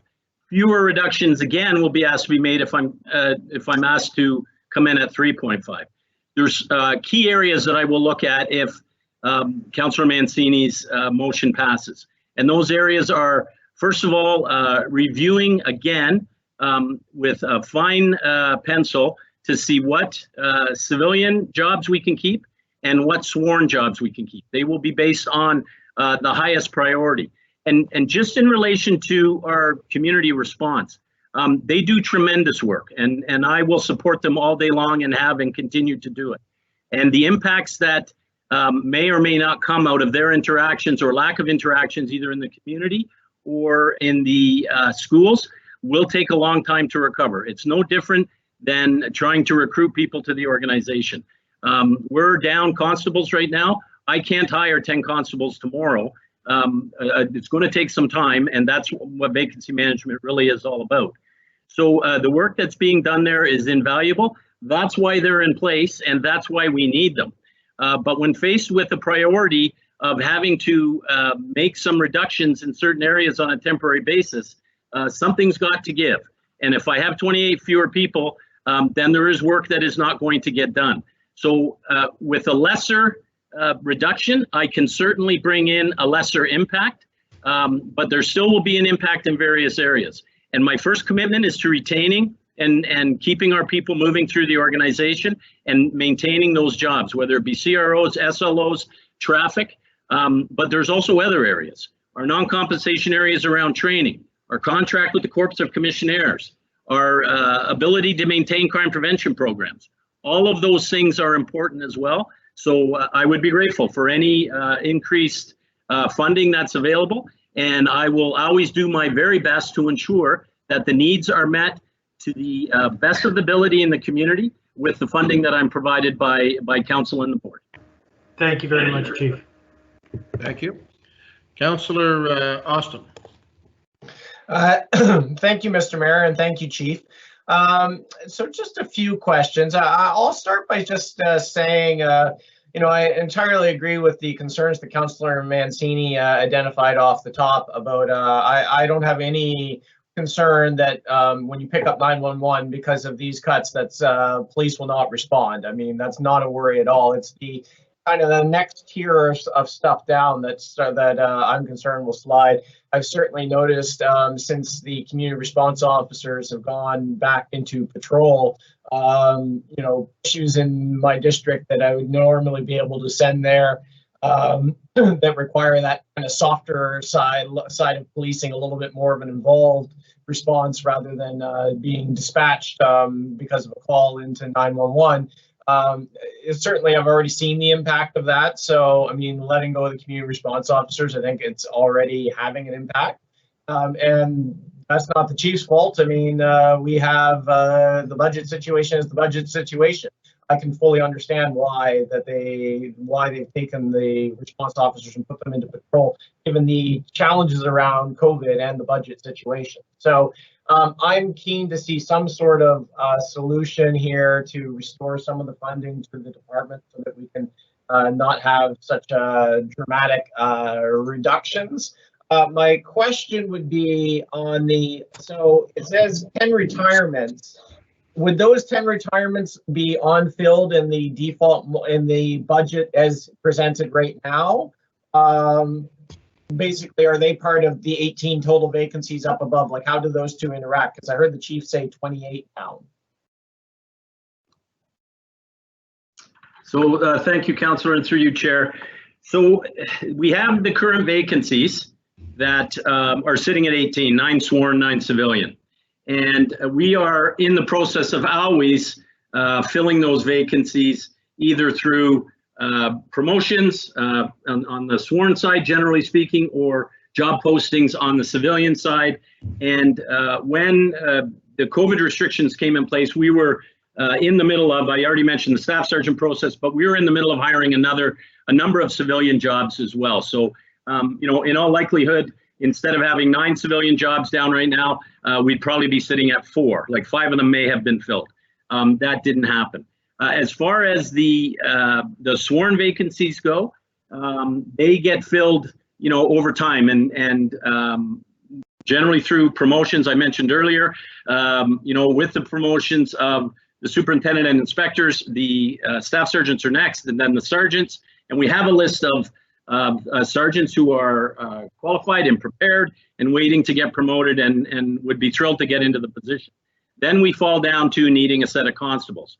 So we've made predictions on what that looks like and what that number looks like. We can never be sure because it changes. And generally speaking, the vast majority of people who are going to retire this year have informed us or will inform us by June 30th. Because generally speaking, they have pre-retirement leave that they have to take till the end of the year.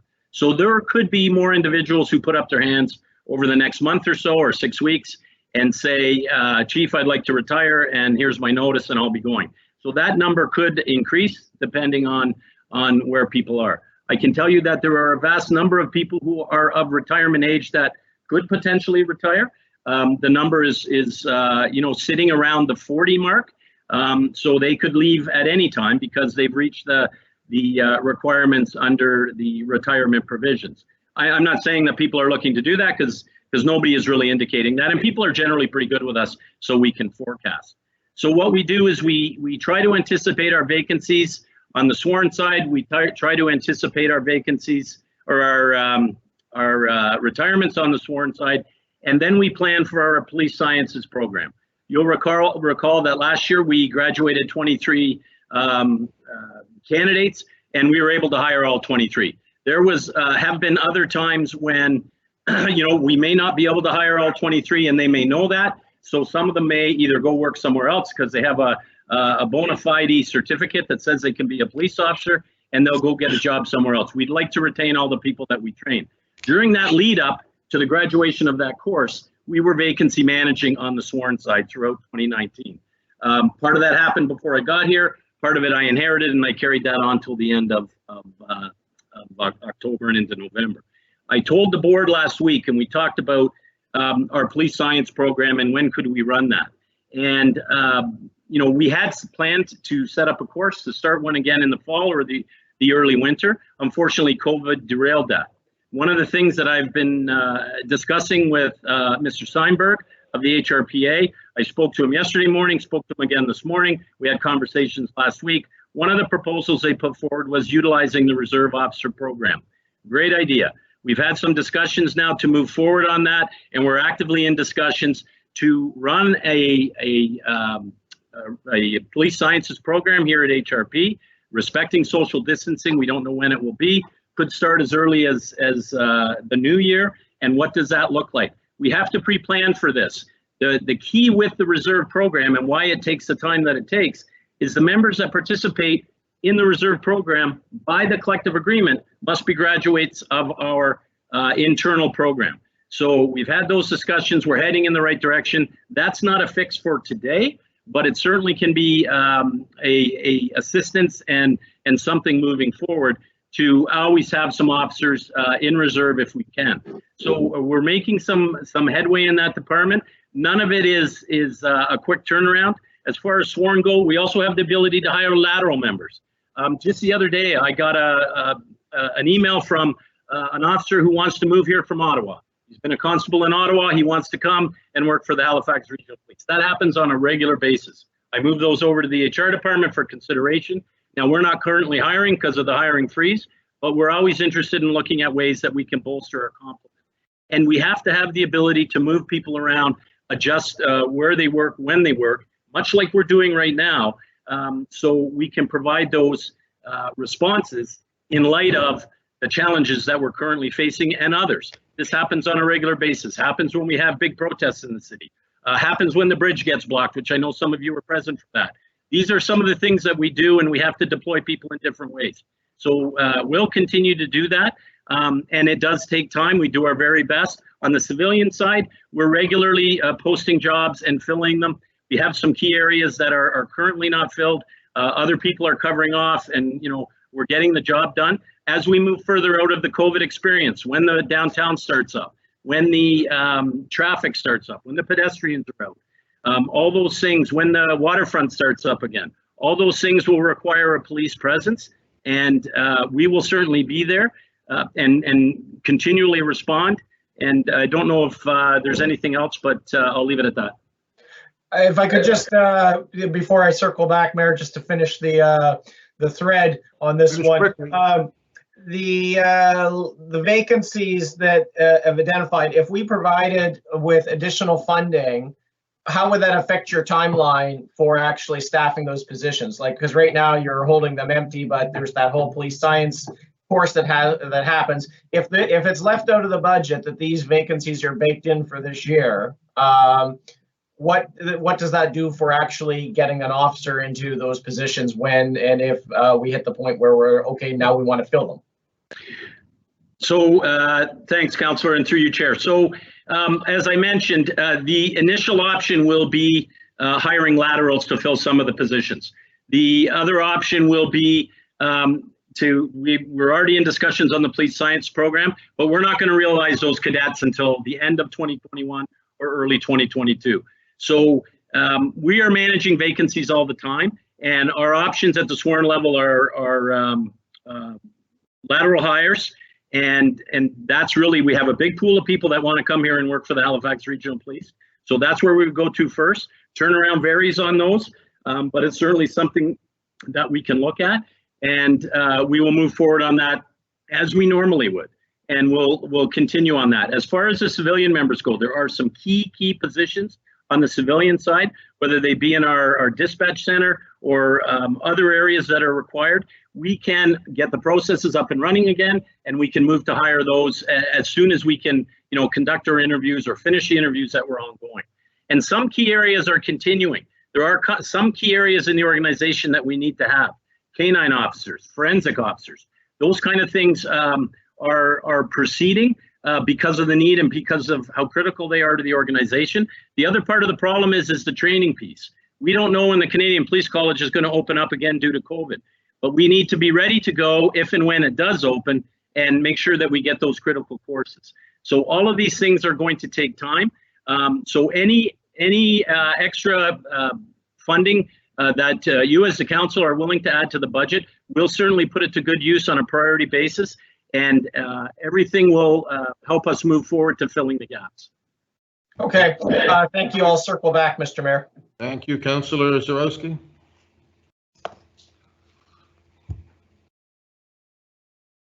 Councillor Zarowski. My computer's slower than I am. Thank you, Mr. Mayor. Thank you, Chief Kinsella, for the summary. And this cuts to the heart of things. My perspective is that we're dealing with an emergency situation, as I've stated before, something that is unique in the history of HRM, at least going back until the Second World War. So I think Councillor Mancini's request, as much as it pains me to say so, is a good request in my perspective. That you can see him smiling there. Not used to comments, positive comments from me. Okay, I think it's worth our while to consider this because it is an emergency. We have to examine all aspects of the cuts that we make, cuts to our emergency services, and that's exactly what the police provide. It is there predominantly for when things don't go the way we would like them to go. And that range is catastrophic to not so catastrophic, but there are frontline workers along with fire in dealing with things that most of us really don't want to deal with or have the skills to deal with. So I'm very loath to consider cuts to police services and fire in the same way as other areas of the functioning of HRM. And that's not to denigrate or to take away from the importance of the other areas of HRM. What we're dealing with COVID is looking at making sure that we don't unduly hurt ourselves. And the people that we turn to and that we go to when things are not good are precisely those folks that we're talking about taking away the resources that they need. So I do support what Councillor Mancini has put forth in all seriousness, because I think we need to examine everything. I also think we have to look at the financial aspects of it, but I consider that much less important, all things considered, than the health of our emergency services. So thank you for taking the time to put through what is obviously a very difficult budget for police. And I just don't want to see this happen. And I'm looking for the additional study that Councillor Mancini has requested of you, and I totally support that. And as much as Tony thinks it's a surprise that I do, thank you. Thank you for the work that you've done. Thank you, Councillor. Councillor Nicol. Thank you, Mr. Mayor, and thank you, Chief. I don't see you on the screen, but I know you're there. And did you say that the vice chair and the chair of the board was going to be joining? I just wondered if they were there because I have a question later on for them, so I just wanted them to be prepared. So I think at the beginning you said that the $90 million budget, you were asked to reduce it by 11 million, and you came up with the 5.5 million, and it was mostly for compensation and non-compensation, but that was just one question, because I understand from the motion, which I support, because we need more information, not being on the board, and there's been a lot of conversation going on with respect to every time that, the board meets. And and I agree with Councillor Adams with regard to the timing being poor. We have victim services and 911, looking at reducing costs there at a time when we're in the middle of a pandemic. We certainly received many concerns in that regard. But I just wondered, and to Councillor Adams' point about the promotions within to the staff sergeant, so did those sergeants receive their stripes, and are they being paid accordingly to those positions now? Was just one question. And I'm glad to hear you say that the reserve officer program brought to you by the police association was a good idea to save $1 million. There were other suggestions in the document and letter that we received, and with regards to vacancy management. I just wondered if this supplementary report would give you an opportunity to provide feedback with those suggestions at the same time. And my question to the board with regards to timing and the pandemic and the sadness that has taken over our municipality and our province and country, with regard to the motion with the, as it pertains to the RCMP to be being sent back, I don't know, to the province. I'm not sure what exactly the motion was. And so I'd like some clarity as to, is the RCMP contract up for review, that the board felt that now was the time to sort of make that suggestion? I need some clarity as to why now. Okay, Chief first. Okay, thanks, Mayor, and thanks, Councillor. So I'll speak to the first question in regards to whether individuals have gotten their stripes and had promotions. So a number of people had been promoted prior to the hiring freeze direction of the financial piece. As I mentioned, we were in the middle of a staff sergeant process. There is currently vacancies at the staff sergeant rank. I can tell you that some of these staff sergeant positions are critical, and they are being held and carried out by actors. So particularly in the watch commander role and some of these roles, we have sergeants who are actually acting in the staff sergeant rank and performing those duties at that rank. We also have a number of individuals who are currently officially constables, but are acting in the sergeant rank. So that's part of the way that we backfill up through to ensure supervision, to ensure accountability, and to ensure our members and the community are looked after. And that happens on a regular basis. And they're paid while they're acting? They are paid. They are paid as part of the acting program. Okay. Some of the positions that are less critical are currently running vacant, and that's because of the COVID situation, particularly around special events. The NAG games are not coming. A number of other events were canceled for the summer. Some of the parades are being canceled. Those events that would normally be looked after by somebody in a position are not being done, but the work is not there. So there's a balance between the COVID reality and where we go. As I've already mentioned, I don't want to belabor it, but we'll be coming out of COVID at some point. Who knows if we go back in? We'll have to remain to be seen. As far as the other suggestions provided by the union, a number of good ideas. A reserve officer is a good idea. The other areas like early retirement and potential hiring back officers on contract, all are good ideas that can be explored, but also have impacts that we need to explore, particularly around the effect on the pension plan and all those kind of things. So those are part of the areas. Certainly on the table, certainly open for discussion. They are not quick turnaround items, but they're certainly worth the discussion, hence the reserve officer program. I think there's some good headway to be made there, and the union president and I have had those discussions, and we'll continue to have them. There are other areas that the union presented on, such as reserve accounts, such as capital budgets, that are either critical or some of them not exactly in my control, although I've had the ability to consult on it. I relayed all that to the board last week, so they have that information. And I'll leave the third answer to any board members that might be on, and I'm not sure 100% whether they are on or not. That was just the information that I received. Okay. Do we have the chair of the police commission? No, you have the vice chair. Hello? Well, that's Hello. good, because I understand it was the vice chair who made the motion.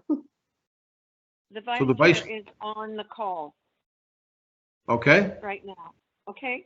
The chair is not available at the moment. So just in response to, through you, Mayor, to Councillor Nichols, the motion was really to consider fairness. It wasn't specifically to ask for an amount. It was just if HRP is making cuts within the HRM area and RCMP are policing within this HRM jurisdiction, the suggestion was, is there anything to look at there? And that's why it was included in the My question was if there's an opportunity that if the contract is not up, there's not an opportunity to reduce that. So I just wondered if their contract was up for renewal in that regard. No, I don't believe that, and the CAO would have more information about that. But in our position was it was a question about fairness, not about a contract being concluded or reopening it or anything like that. So is that Carol McDougall I'm hearing, by the way? Yes, it is. Vice Chair of the Police Commission. Carol, thank you for joining us. Thank you. Still not really clear on why the motion. Sure. Thank you, Mr. Mayor. Through you, I think the question is whether or not the board was looking to reopen the RCMP contract. The answer is no. The board had directed that the board chair and the CAO and have a conversation with the province to determine whether or not we could actually achieve any savings associated with the delivery of RCMP services in the current fiscal year. You may recall that the board had asked to add one more officer. I think it was at a staff sergeant position going forward. We had conversations with the province on that earlier this year. This would be simply another conversation about is there any opportunity to reduce any costs associated with the RCMP, not an opening of the contract. I would highly doubt that there's any opportunity to reduce RCMP costs because it is contractual. We're part of a contract. We're part of a contract between the province of Nova Scotia and the government of Canada. And that can only be reopened at the consent of both parties for some specific reason that they may think it's important at this time. So we'll have a conversation, but I'm not confident we can actually achieve savings on our share of the contract with the province, between the province of Nova Scotia and the government of Canada. Okay, thank you. That's, to me, a contract is a contract. Thank you. Yes. Thank you. Councillor Stretch, I believe. Yes, Your Worship. Thank you. And thank you to Councillor Nicol and Board Vice Chair and CAO for clarifying that point as well relating to the RCMP. I will be supporting Councillor Mancini's motion, but as you know, District 1 is split both between regional police and RCMP. So if I understand correctly, in lieu of any discussion on a contract, this is a request of goodwill. And indeed, if there's room for that to happen, then so be it. If there's not, then I guess that's just the way it is.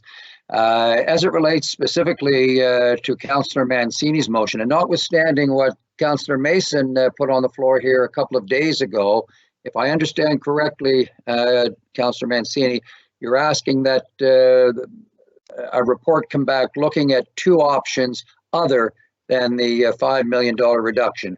One that would have a $4.5 million reduction and one that would be based on a $3.5 million reduction. Is that a fair encapsulation, Tony?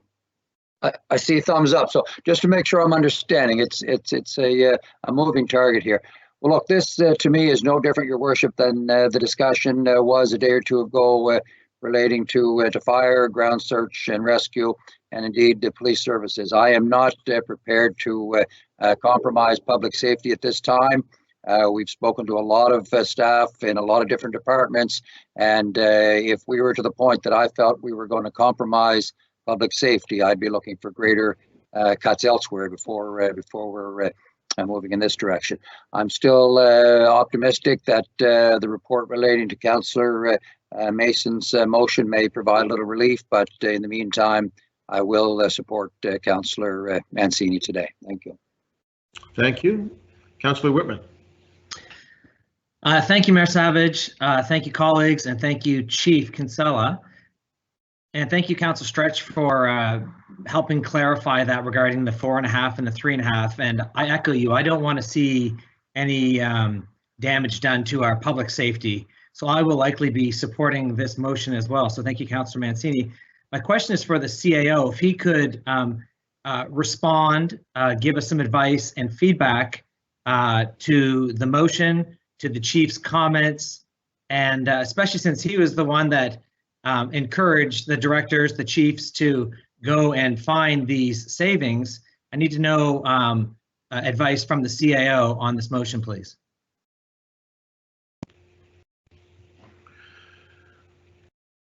Mr. CAO, any thoughts on that? Well, I think the motion would be directing the chief and the board, effectively the board of police commissioners to go back and look at other options. As I understand the motion, different levels of reduction. I think 2 levels, if I recall the motion. I don't have it right in front of me, but I believe the motion says that we go back and look for a certain level of reduction, 2 different levels, and come back and have that conversation with the board of police commissioners, and then come back to council with the advice. Because the board and council has a decision to make only in relation to accepting the budget or not. So the board of police commissioners has provided you with its advice to say, here's the budget, here's the recast budget. Council can actually only has one decision to make. You either accept that advice or you reject it.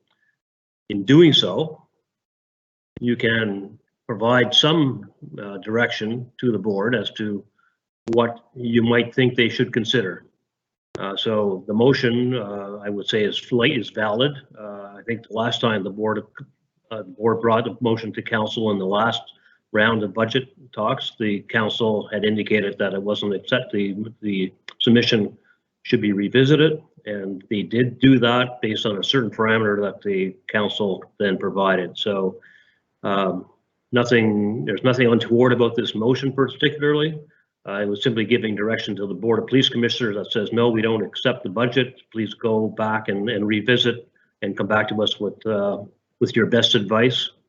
And you may want to consider these two different levels of cuts as opposed to the cut that was considered by the board previous to today. Thank you, Mr. Mayor. Thank you, Jacques. That's helpful. So we'll be going back to the police commission again. I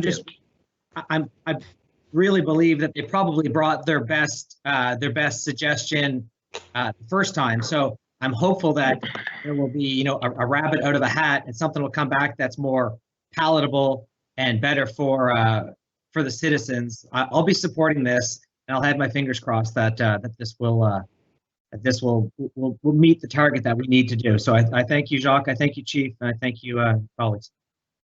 Thank you. Councillor Austin, I believe.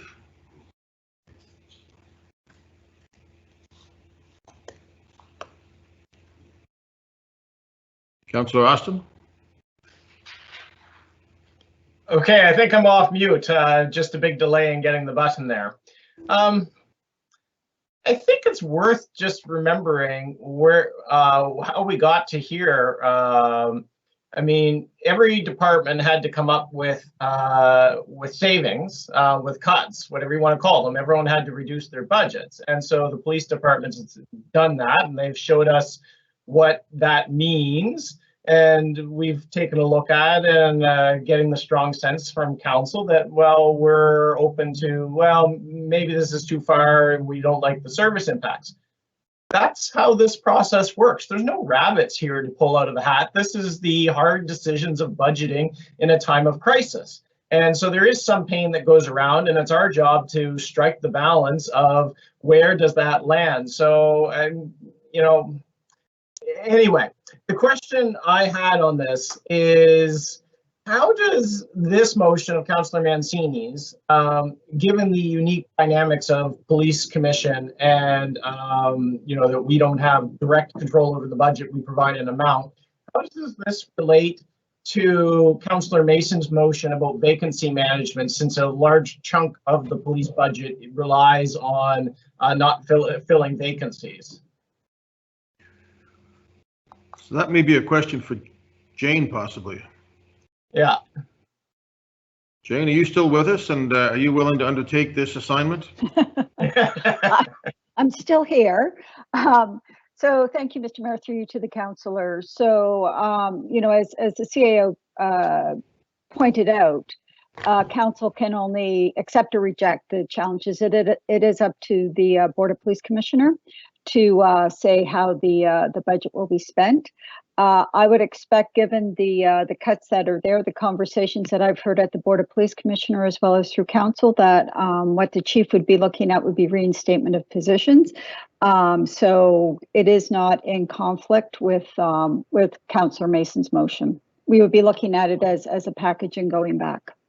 So, I mean, what I was driving at is I mean, there's just on the vacancy side, there's about 2.4 million in the police budget, well, 2.5 really, in the police budget in vacant positions.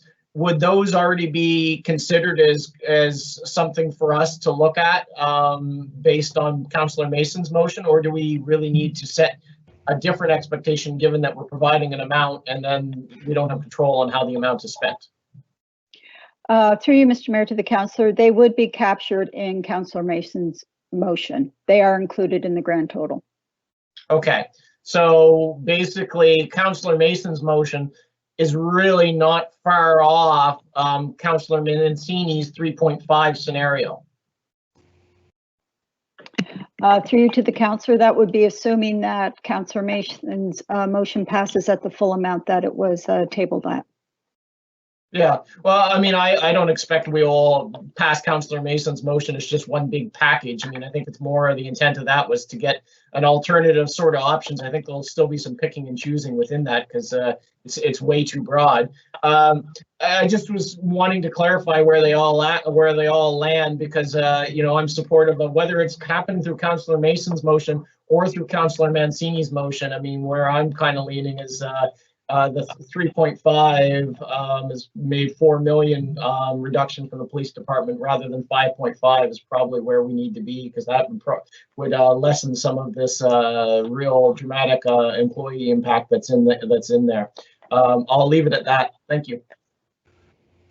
Thank you, Councillor. Thank you, Jane. And you know, if people are watching, it's worth remembering that Councillor Mason's motion is for more information to come back.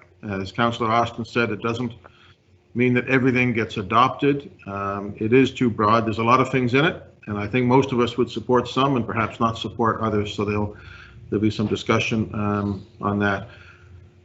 Councillor Mancini. Thank you, Mr. Mayor, and thank you, colleagues, and thank you, Chief. And just to close, you know, Chief, all that I ask, we cannot tell you where you make your cuts, especially with operational items and HR items, as many people have mentioned. I just ask that hopefully you listen very closely to some of our concerns in our communities. I want to reassure any residents at home that are watching, those first priority calls, when you call 911, you're going to get the response you always have, and the stellar response you'll get. And so we have great men and women wearing the uniform, and they'll continue on that role. It's that second level that we're concerned about. And I ask you, Chief, as you go back to the drawing board, if this motion passes, that you consider the CROs, the SLOs, and traffic, as that's what we continue to hear on a daily basis. I thank you for your work, and Mr. Mayor, if there's no other questions on the floor, I call for the question.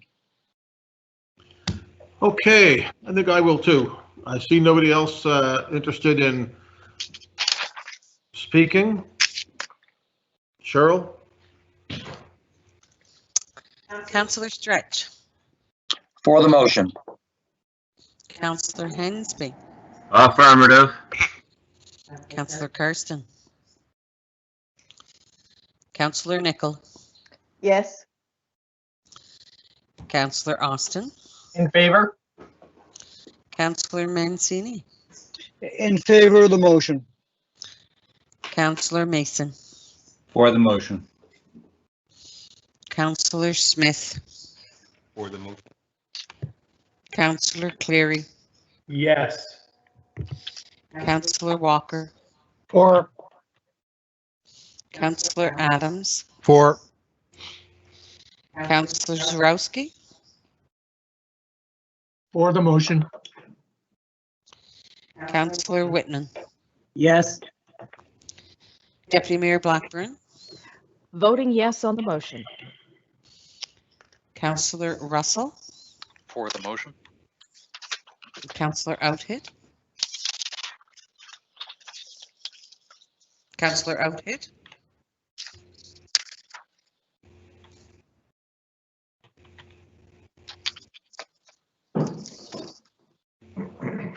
and Mayor Savage. For the motion, that motion passes. Thank you, colleagues. Thank you. Mr. Mayor, Yes. I just wrote in the chat, no one heard Bill when he spoke. He might have been muted, Councillor Karsten, so Cheryl may think he's still away. Yeah, no, I thought I was unmuted, but yeah, my vote is yes for the motion. Thank you. Thank you, Councillor Karsten. Thank you. So I think this takes us to the end of the discussion on police, but if anybody else wishes to speak with, well, Chief Kinsella is here and Vice Chair McDougall. Yes, I just have one quick question, if that's okay. Go ahead, Councillor. Thank you. It's about the crossing guards, and I might have missed this in the earlier presentation. And I'm simply wondering if the reduction in the crossing guards has already been taken into consideration by the schools already having been closed, or is this something that would be affecting the full budget year? So thank you, Councillor, and through you, Mayor. The current assumption is, and was prior to the definition coming out, that school would resume in September. So the savings are only included in the crossing guard area up until September, and then we'll get them back and we'll have to start paying them. So from September on, the money is already in the budget. Super. Thank you very much. Thank you. If there's nobody else, thank you, Chief. Thank you, Vice Chair. Thank you, Councillor members of the Police Commission. The vote has passed with some suggestions for Police Commission to consider. Mr. Mayor? Councillor Nicol. Just a question with regards to the timeline, because I know how we're aiming to try to get this budget approved by a certain time. So when might this supplementary report be back to council?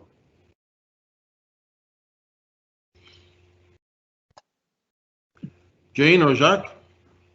Thank you, Mr. Mayor. Through you, we were aiming to have these supplemental reports done by May the 26th, and I've just sent the Chief of Police a little email on that and what the just a recommended approach that he could take to make that date. That is what we're aiming for.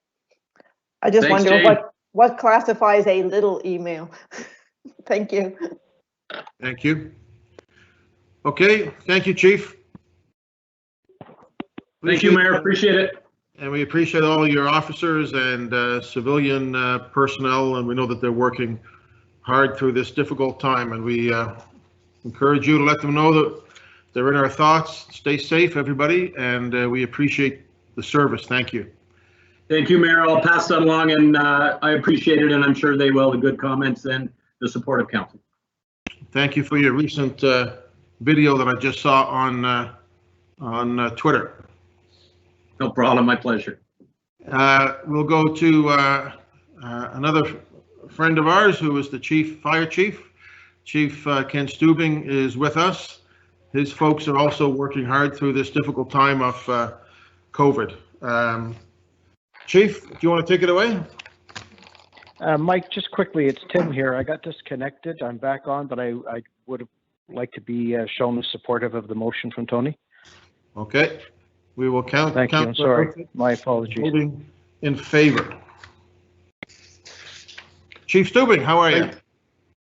I am well. Thank you, Mr. Mayor, for the opportunity to address council. Can everybody hear me all right?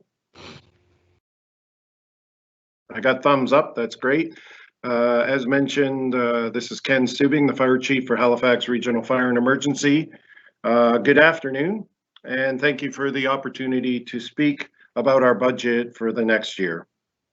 I realize you have a very difficult task, and hopefully the information that I will provide will help you understand the budget targets a little bit better for HRFE. I would like to start off by thanking all first responders, particularly the members of Halifax Regional Fire and Emergency, medical professionals, the supply chain, the retail sector, for continuing to provide service during these changing times. I would also like to thank our safety division and our JOSH committee for working together to help our members be as safe as possible so we can continue to provide our mission. A special thank you to my senior leadership team and our senior financial advisor for working on this challenge, as well as our union executive for their continued willingness to collaborate with us since the beginning of this pandemic that is changing our work every day. A little context may be helpful to understand what led to the options you see in front of you today. HRFE's budget was previously planned for $74,506,000. 96% of this budget is related to compensation of over 1,000 members serving in 57 facilities across all HRM. This includes career firefighters, staff in the training, fire prevention and logistics divisions, administration and support staff, as well as our volunteer firefighters outlined in our volunteer recognition program. Our target was $5,386,900 and represented 7.6% of our budget. The entire non-compensation portion of our budget is $2,980,240 or 4% of the overall budget. It also includes many non-discretionary obligations outlined in our collective agreement or in health and safety legislations for items such as personal protective equipment and training, etc. To put this in context, even if every cent of the non-compensation budget was able to be applied to the target, the gap would still be $2,405,860. Budget adjustments are never easy, and this one was particularly difficult. Our senior staff worked hard to provide options for council's consideration using the following priorities: adherence wherever possible to the emergency response time targets established by council in 2018.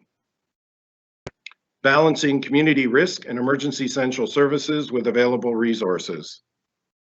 Addressing critical need for emergency response in Fire District 5 East, previously shared with council, that we commonly referred to as the Eastern Shore. Preservation of current career firefighter and full-time positions to maintain our essential service and legislated responsibilities. Preservation of volunteer firefighting positions to maintain our essential service. Contractual and collective agreement obligations. As an essential service, all areas of our budget were thoroughly reviewed and scrutinized to deal with this significant challenge. Non-compensation lines were considered first. You will see in front of you a withdrawal request for funding increase to our uniform and clothing budget by $202,500. Withdraw the request we had in front of council for funding increase for training materials and services by $290,000. Withdraw the request for council to increase the funding to fix historical logistic pressures by $230,000. A general expenditure reduction of $318,200. To defer EMO reserve contributions for 1 year for $25,000. To reduce our mutual aid agreement budget by $21,200. Withdraw the request for funding increase for professional services for what we commonly refer to as our Family and Firefighter Assistance Program and support for PTSD of $60,000. All of these items, for a total of $1,146,900, is approximately 40% of all our non-compensation budget items, but only 20% of the target. Therefore, we had to start to look at compensation lines. The remaining amount of $4,240,000 came out of the following compensation lines. To increase the vacancy target, as outlined with the others, with a hiring freeze, including retirements and other absences, by $2,400,000. Just to help you understand that, our current vacancies include 18 career firefighters, 1 training officer, three positions in fire prevention, 1 administrative position, and 1 management position. Included in this target number is another 6 positions that are expected to retire before the end of the fiscal year and are prorated. Additionally, Halifax Regional Fire and Emergency has had no less than 1 management position, as well as other management and administrative positions dedicated to the EOC since the pandemic was declared. A little bit of information for you to realize about our vacancies. Our recruiting process takes about a year from the time we enter the recruiting process till we have recruits in this being able to fill those positions. And anytime we have vacancies, that puts more reliance on our overtime line, which I'll talk about in a few minutes. Reduction to our HRFE volunteer recognition program by $770,000. So this is in the compensation part of our budget, which is 96% as shared earlier, and I'll help you understand some of why that was looked at. The volunteer recognition program has many components, some of which directly relate to each volunteer, such as honorarium. There are 3 other items totaling $90,000 included as options for council to consider, as these actuals vary year to year. These options include paid on-call standby coverage was reduced by $20,000. Reimbursement for certification was eliminated out of our budget for $40,000, and we have an expired contract position for $30,000. The option out of this portion of the budget for volunteer recognition that directly affects each volunteer is vacancy management for honorariums. Halifax Regional Fire and Emergency has 931 approved volunteer firefighter positions, and 520 of these positions are currently filled. There are currently 411 vacancies, or 44% of our volunteer positions, which are not currently staffed. 235 of these vacancies are in the region around Sheet Harbor. Although volunteer firefighter positions are exempt from the hiring freeze, and in fact, the volunteer recruit class is currently in flight, HRFE will not be able to fill all the vacant positions within the fiscal year. Similar to the vacancy savings and hiring freeze across the organization, the 411 volunteer vacancies were identified as an option for council to consider to hit the target. This accounts for $680,000 towards the target. It should be realized that if this option is considered, it may very well impact attraction and retention efforts that we have tried to improve. HRFE divides this is an important part for council to understand as well. Halifax Regional Fire and Emergency divides our honorarium pot of funds by awarding points for activities such as attending training sessions, doing equipment checks, community events, and most importantly, responding to emergency calls. These points are accumulated throughout the year, and the value of points are divided by the current number of volunteers. Therefore, if all the volunteer vacancies were filled overnight, the end result and impact on each volunteer firefighter would be the same as applying the vacancy target.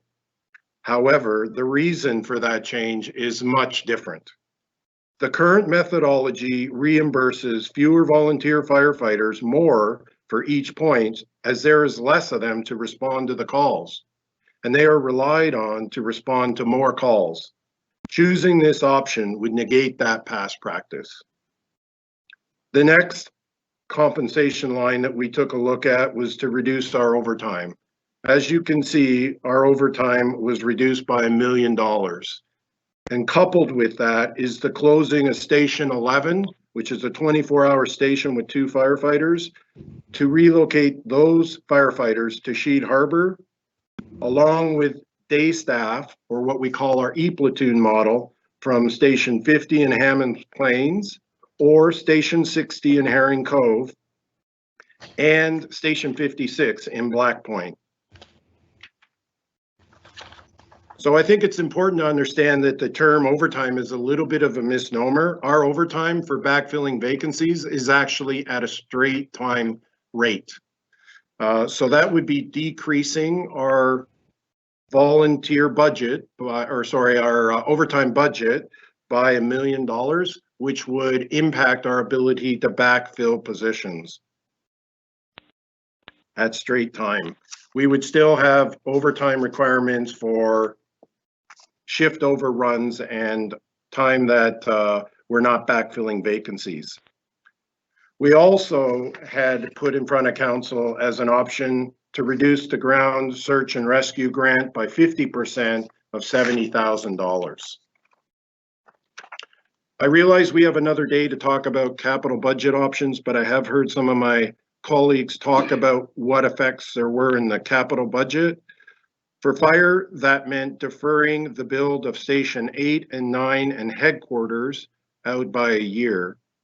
That resulted in a total savings of about $5,600,000 for 1 year out of the capital budget. Additionally, fire earmarked intelligent dispatching of $665,000 and our records management system upgrade for $543,000, which totaled $6,808,000 in overall capital savings. During our last budget meeting that we were in front of council, we outlined a community risk assessment tool that identified significant risk in the Eastern Shore. We committed to come back to you in front of council between June and August to outline our plan to address the risk in the Eastern Shore. We didn't tell you this, but we were confident we could do most, if not all of the plan within our proposed budget. Many components of the plan are in various stages of flight, but will be impacted by these targets. Part of the plan includes changing the Sheet Harbor Fire Station to a 24/7 composite staffing model as a regional emergency response resource. The budget target has changed our ability to complete the plan within our budget. However, the risk continues to grow in the Eastern Shore regions. The items outlined in this target do not diminish our deep admiration for the work done by our career volunteer firefighters, our allies, or our support members. I expect these items are as hard to hear and consider as they were for us to contemplate. We take fiscal responsibility seriously, and we have been striving for performance excellence and efficiency. HRFE is one of the most cost-effective fire services in Canada, as outlined in the Municipal Benchmark Initiative. Although we have been moving the needle in the right direction, we are still not able to achieve Council's emergency response time targets. A reduction of 7.6% in a budget where compensation represents 96% of our total budget means a decrease in service is inevitable. The items outlined for Council's consideration are a stark reality of what it would take to hit the target. Since my arrival, we have been committed to improving our service to our communities, leveraging our emergency response model to provide an effective and efficient service that meets our community's needs and demonstrating that performance with data. These financial changes will decrease our performance in establishing an effective firefighting force and our first in-unit response time in many areas. They are likely to impact our volunteer and recruitment retention efforts currently in flight. The options before you today include considerations for community risk and our ability to respond to them within our new target. Like everyone else, we have been adapting to COVID-19, which has changed the world for all of us.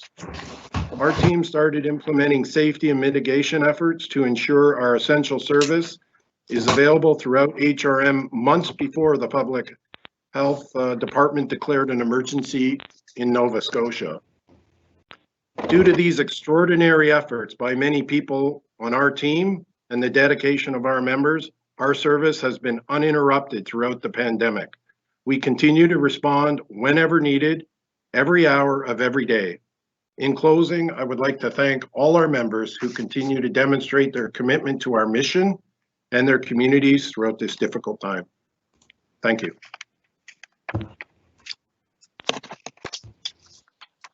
Thank you very much, Chief.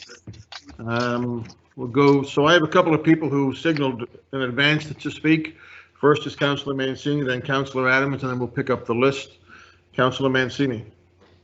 Thank you, Mr. Mayor. Chief Stubing, it's good to see you, sir. I want to, first of all, as always, thank you and fire service for the work you do. You all do. It's been a tough year and a half for the Halifax Fire Service. A lot has happened in that short period of time, and truly thank you. I also want to thank, the relationship that you and the rest of your senior management team have with the fire union too. We hear all working together to the common end goal, and that is appreciated. It's not always the case when it comes to unions and management, and that's truly appreciated. It's a very similar conversation that we're going to have, Chief. I don't know if I'm sure you were listening to the police conversation that we're about to have, I believe.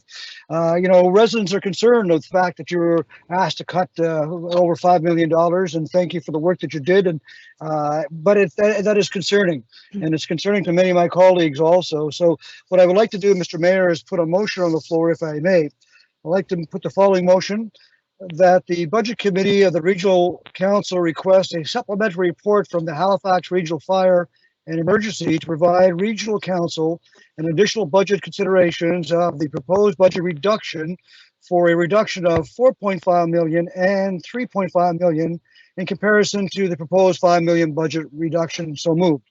Second, Whitman. Nickel. Okay, that was seconded by everybody that I see on the screen. Go ahead, Councillor Mancini. Thank you, colleagues. Chief, once again, it's you were given a number to do your cuts, and we have many concerns of all those cuts. And so what I'd like you to do is, as you will, I know you will, is to listen very closely to my colleagues as we go through and share with us what we perceive are concerns to the cut to the services. And so if I may start with a few of those right now, I mentioned about it being a tough year and a half, and all we have to do is look back to that tough year and a half, that terrible fire tragedy with the Barrow family in Councillor Adams' district. We look at, the fire service has had suicide, we've had death of firefighters, we've had COVID-19, the list goes on and on. Cutting the family assistance program, where that program is to help those with PTSD is concerning. We know it's a different world in the fire service and first responders also now. We understand it's not like the old days where, it's used to be suck it up and get back in there. We realize mental health is extremely important. So that's concerning to me about cutting that program. The ground search and rescue, amazing folks that volunteer their time is a concern. A 50% cut is significant to those organizations. Now, the Halifax Search and Rescue, they're the biggest and the strongest, and that they have more resources. And I do believe they have a bit of a buffer that will allow them to get through the next 10 to 12 months. But I'm most concerned about Musquodoboit, Eastern Shore, Sheet Harbor, those smaller search and rescue areas. If these cuts go forward, I'm concerned their ability to guarantee a quick response or a response at all, Chief.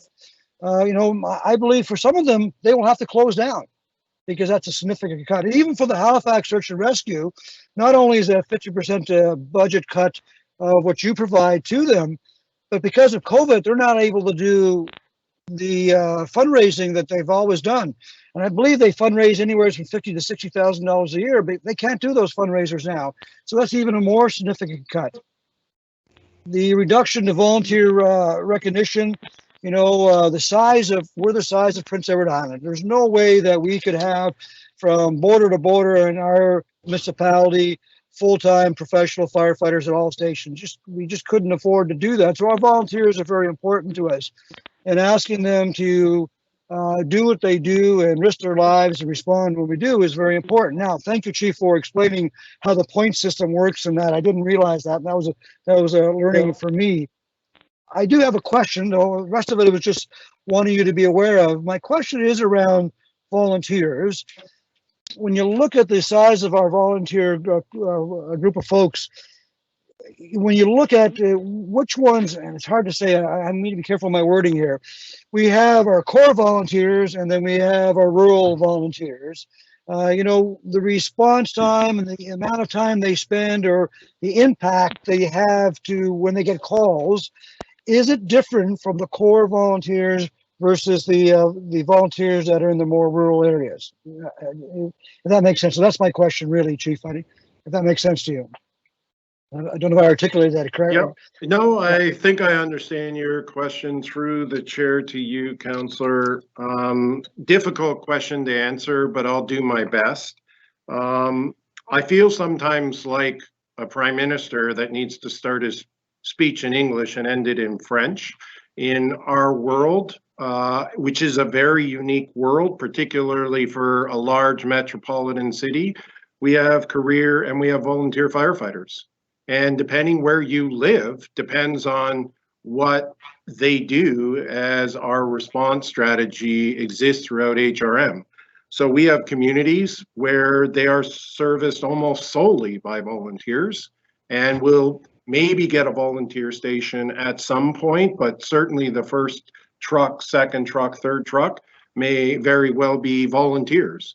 We have communities where almost the entire response, certainly the vast majority of our urban area, the first in response areas, are going to be by career members, maybe backed up by volunteers. So Bedford is a little bit different than the peninsula in Halifax or in Dartmouth, where, you know, Station 8 volunteers may end up be the second truck in, but that's not common in the peninsula.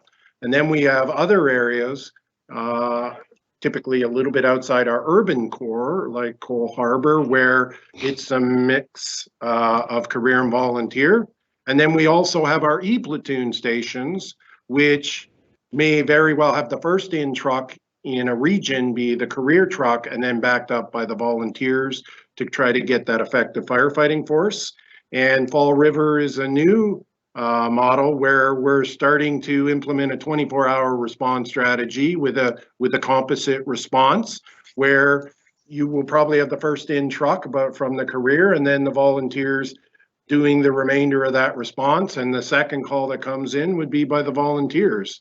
So to answer your question, in the urban core, our volunteers are not typically first in response, with the exception of Sheet Harbor, or sorry, Bedford, where they would be the second in. Usually the effective firefighting force in the core comes from our career firefighters, but they also have big buildings which would require more than a first alarm assignment. And you will have heard me tell you before that our service is lean. For a metropolitan department, we don't have the ability to quickly muster a second alarm, which is double the first alarm assignment usually. So an effective firefighting force for a single family house dwelling, somewhere between 14 and 16 people, to respond to that incident, a 2-alarm fire would be double that amount. So then the volunteers might add something to that response capacity. So I think it's important that for us as a management team, we can't have urban-rural divide or career volunteer divide in our service delivery model, because when you're in an E-platoon station, you rely on the volunteers if you're a career firefighter. When you're, in another jurisdiction, you might rely on the career to back you up as a volunteer. So it is not a simple question, and we need to be careful to not throw the baby out with the bathwater.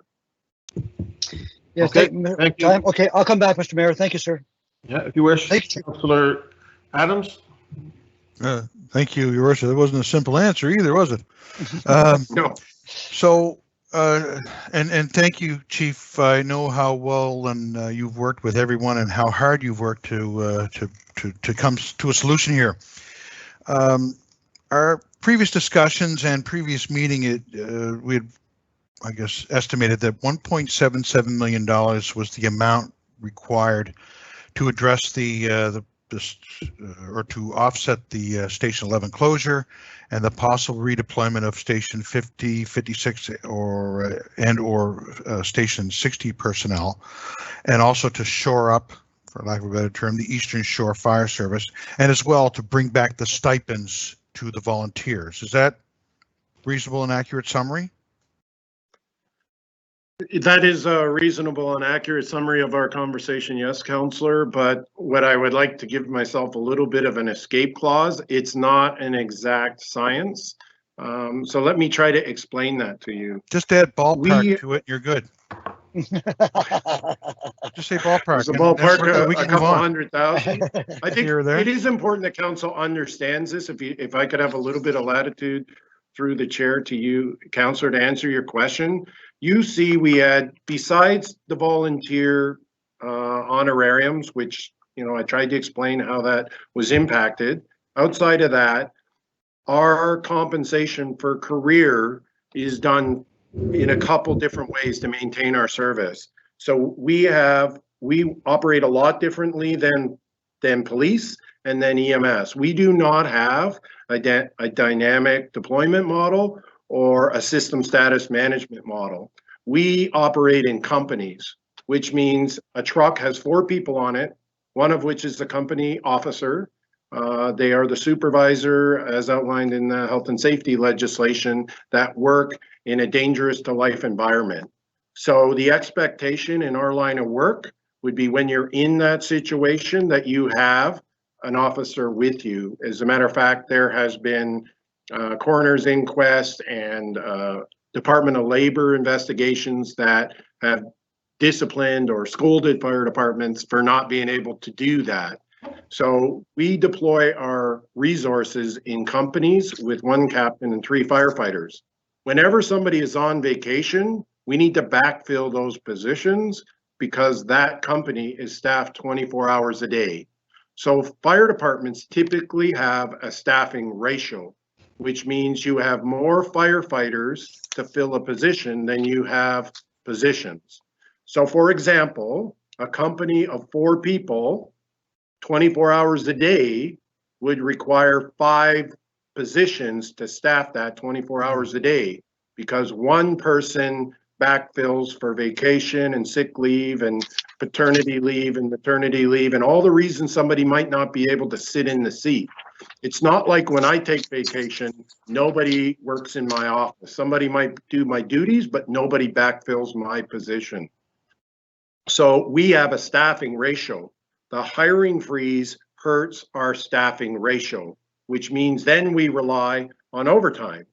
The good news is in this department, our overtime is straight time overtime, but that is not as cost effective as a new recruit. A new recruit is cheaper than a firefighter who's been working for over 4 years who gets full firefighter compensation. So we believe it is somewhere between the number that you said, plus or minus another couple $100,000. But it is a bit of an art to balance your vacancies, i.e. your hiring freeze, along with your overtime. So what you're suggesting is putting the money in our overtime, is what I understand, the 1 million, and the $770,000 back in the honorarium. That will get us close, but we believe it's still a couple $100,000 shy. Because of the vacancies. Okay, so what you said there is just ballpark, right? Okay, Yes. the other ballpark, part, so some ballpark, yeah. some latitude if I go over budget by a couple $100,000. There you go. So, okay, is there, and I have it written down here to make sure I get it, I say it accurate. Is there an opportunity to reallocate existing funds so that we wouldn't compromise service in another area, or we wouldn't compromise any type of capital work? I don't want to pit community against community or try to take down one community to prop up another. But is there monies available somewhere in the budget on a one-time basis to get us through this particular rough period? And then just further to that, I'd rather stay away from going into reserves, and I see that I understand what Councillor Mancini is doing with his motion, but that's still not enough money to do what we need to do in this particular part. But if we could find it in the existing budget, then we won't have to go into reserves, and perhaps if we have to go into reserves for something else, that will be available for that. So I think that may. Good. Yeah. Okay. You're good. Good question through the chair to you, Councillor. The reality is every e-platoon station in our system is something that's outside of council's emergency response time targets. So we have staffing in 24-hour stations, save and except station 11, that is there to address council's emergency response time targets, which is based on population density. 11 does not hit that population density, nor does any of our e-platoon stations.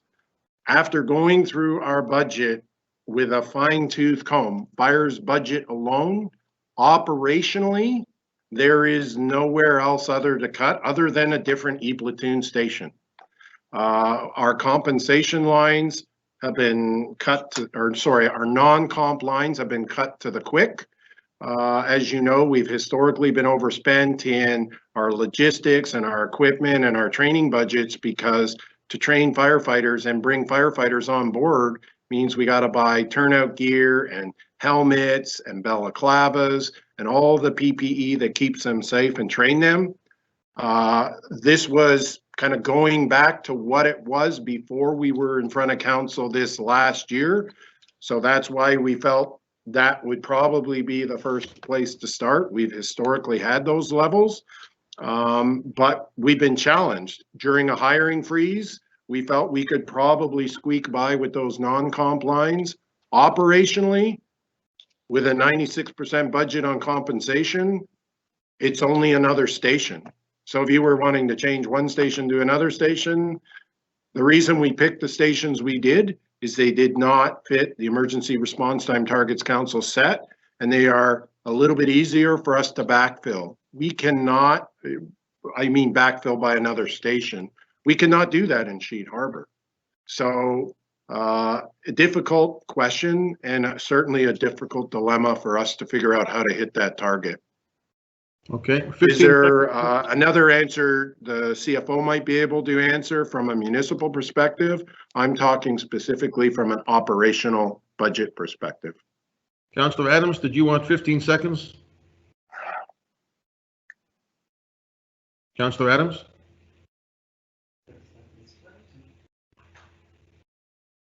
Lost him. Councillor Adams, are you still with us? Must be a problem with those headphones. We'll go back to him.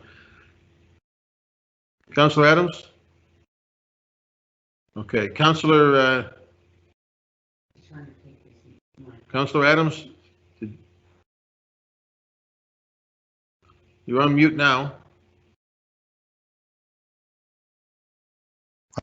Go ahead. Oh. No, you're going back on mute all the time for some reason. It says someone's muting me in the meeting. Someone in the meeting. Must be Corey. Don't ask just me to one narrow last it thing. down. Is there, well, I couldn't narrow it down. There's 15, 16 people here. And just one last thing, Chief, and this maybe go back to the motion that Councillor Mason had put forward earlier. There may be some, I don't know if we're allowed to use capital monies to do this, but given the situation we're in, I don't think there's any restrictions on where the funding can come from. So I'll leave that with you, and we'll wait to hear back when this is all said and done. But thank you again for all you do and your great work. Thank you. Councillor Hensby.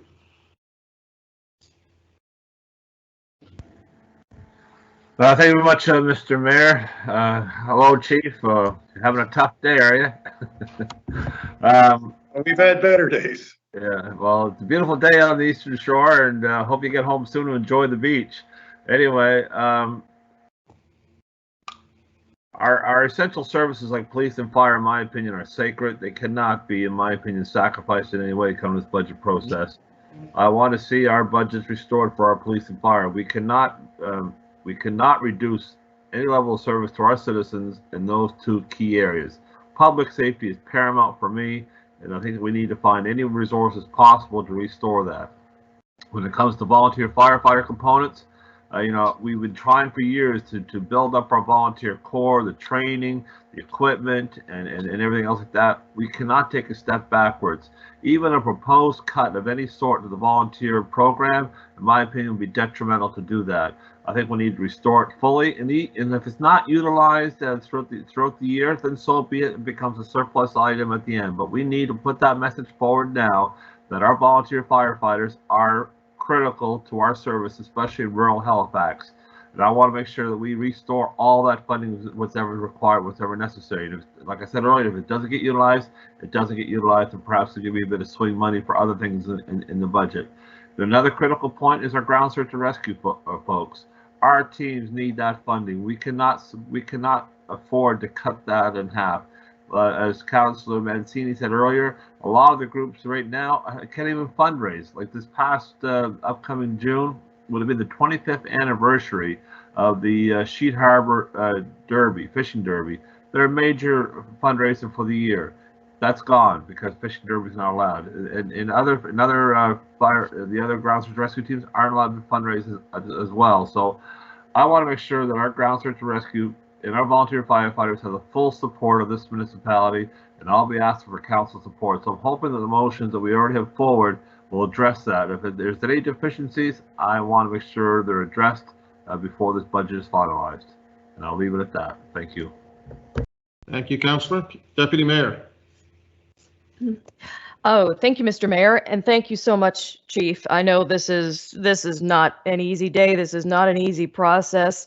And these aren't easy decisions, but I'm just wondering if you could just give me a quick update on the target, the service standard target. So the goal is to have 14 firefighters at an incident in how many minutes? Corey? 8 minutes. In Just 8 minutes. Looking over, I got my team in the boardroom here, socially distant. And I didn't want to steal my chief's thunder, who did all the work on that. So no worries. You're 8 minutes. You're employing the phone a friend option. I understand. That's.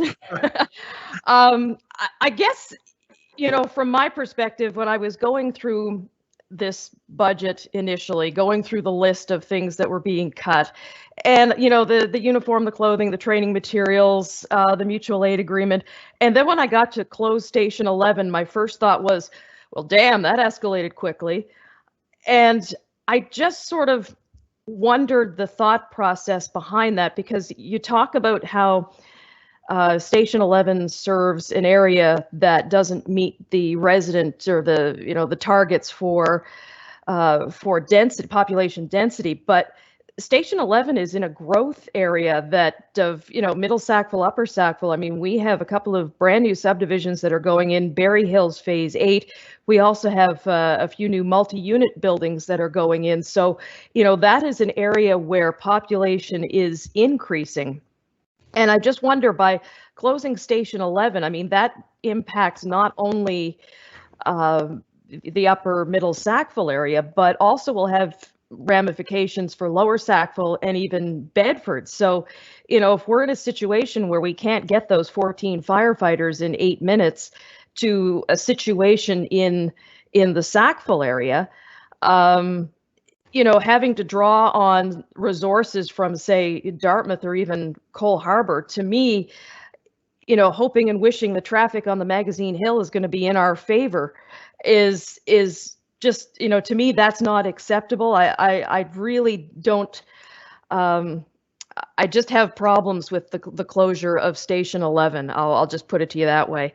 To me, that is a move that seems very permanent without more fulsome data surrounding it. And, a very wise woman on these calls has said that it's easier to put things back than it is to take it out. But to me, this is a permanent reduction that will never go back.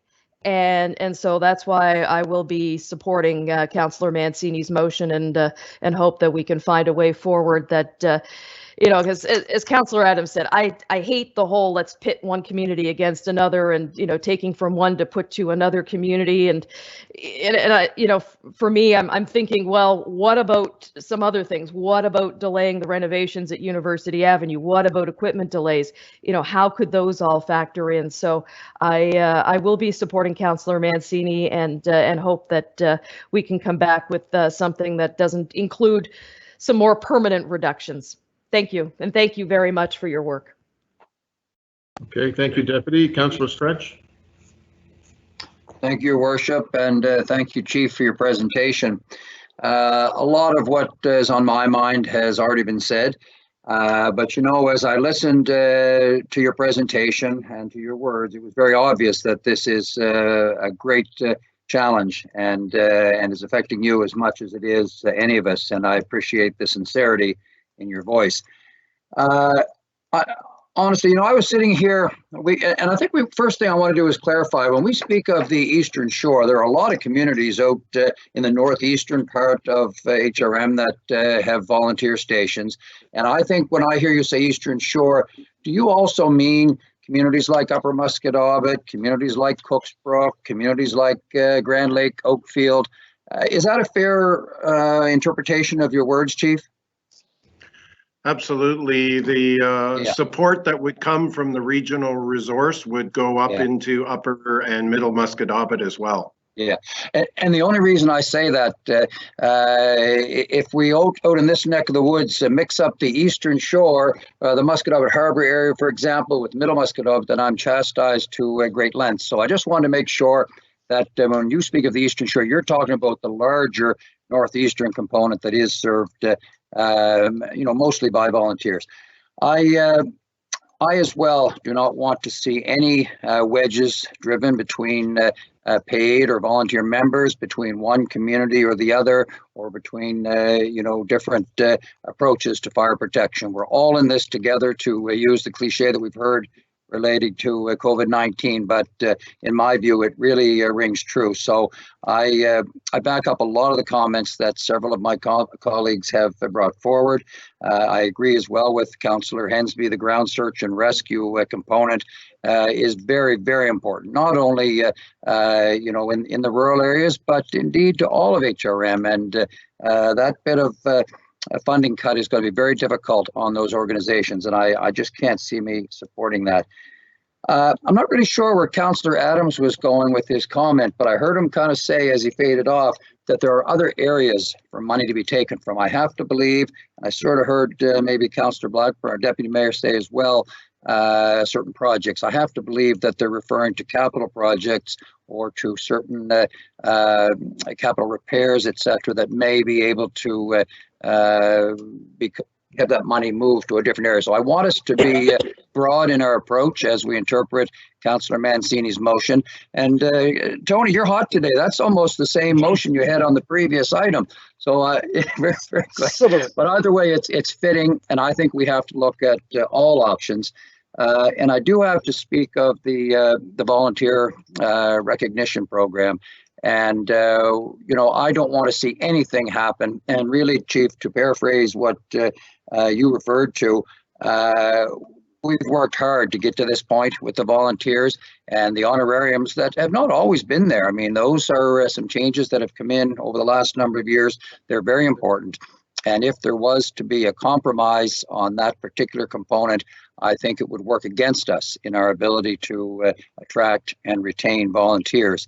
And the last thing I want to do, because it has been sort of perceived maybe, and maybe incorrectly, because, you know, your explanation was very good, that, you know, a wedge could soon start to reappear between the volunteers and the career. And a lot of them are thinking that elimination of the volunteer recognition program would kind of indicate that. And I know that's not where any of us want to go, and I know that's not where you're going, Chief. So I think I'm going to do whatever I can to support reinstating or to continuing supporting those aspects.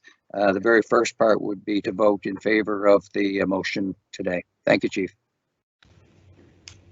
Thank you, Councillor. Councillor Mason.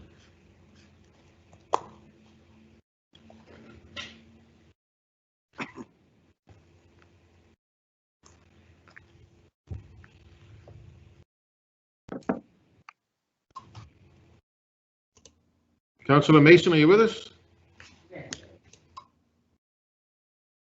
Assam? Can you hear me? Yeah, we got you. All right. Yeah, that earlier, apparently my mic came on without me even trying. So let's see if that'll stabilize. There we go. All right. So I just wanted to follow up on what Councillor Stretch said and Councillor Hensby.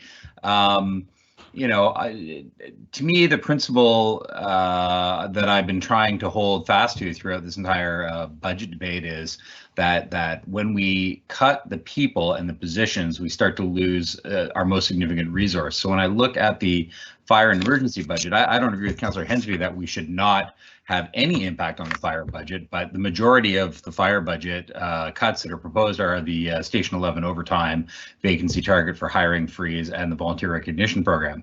I don't want to see those things happen, and that's why I proposed the motion that I did.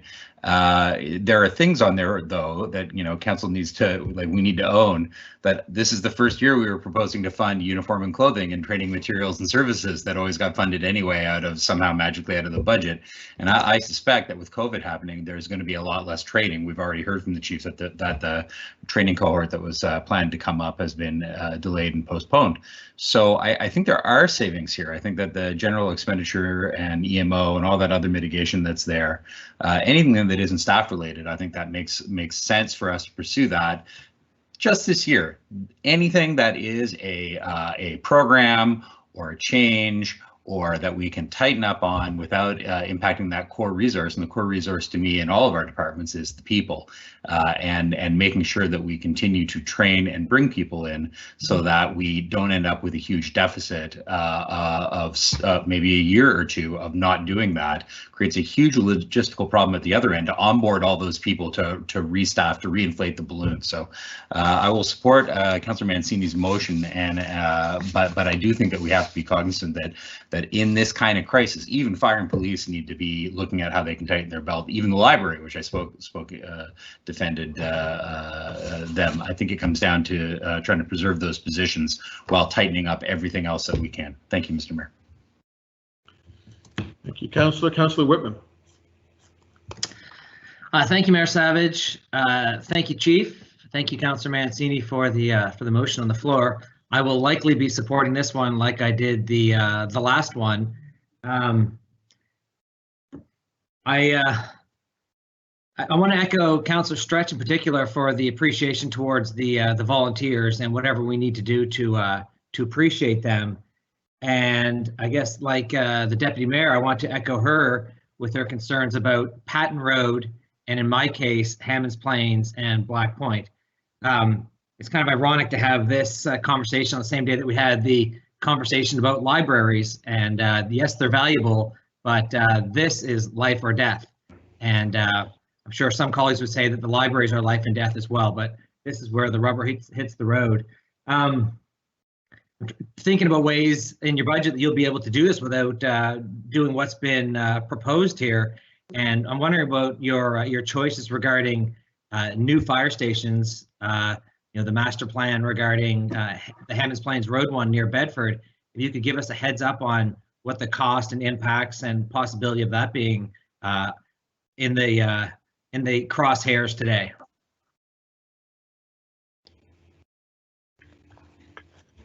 If I am following your question through you, Chair, to the councillor, the cost of reducing our capital budget for Station 8, which is the one in Bedford, and Station 9, as well as headquarters and logistics, you're wanting to know what the cost savings are for that? Is that accurate?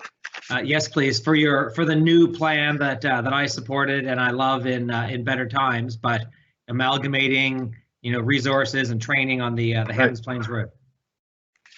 So that is pushing that project out a year. So the savings to the capital budget just for the Station 8 and 9, 8 and 9 are two different locations, but 8 would be co-housed in the same property with headquarters, logistics, and prevention, is pushing the project out a year, and the total for both is 5.6 million. Okay. Now that was supposed to be cash flowed over 3 years. So when I say it's pushing it out, it would be $5.6 million savings in year one, and then moving the cost for year one into what was year two. Year two now becomes year three, and year three now becomes year four. So the $5.6 million is just savings for the capital budget in this fiscal year. Thank you for that. And so I know there's some tough work for you to come back with us from this this report. You know, we've heard earlier today and in other days how staff is working very, very effectively, and in some cases working even harder from home. I don't mean your staff, but other departments. And I'm going to encourage us to look at those. If things are going so well at home, perhaps we don't need to rent all the office space in Alderney and Duke and even City Hall, which a lot of the places, offices are empty. So I'm going to encourage us to find the savings elsewhere besides your department. And I appreciate your hard work so far. Thank you. Thank you. Councillor Austin. Thank you, Mr. Mayor. And just a question for the chief. The survey, the changes, the closing Station 11,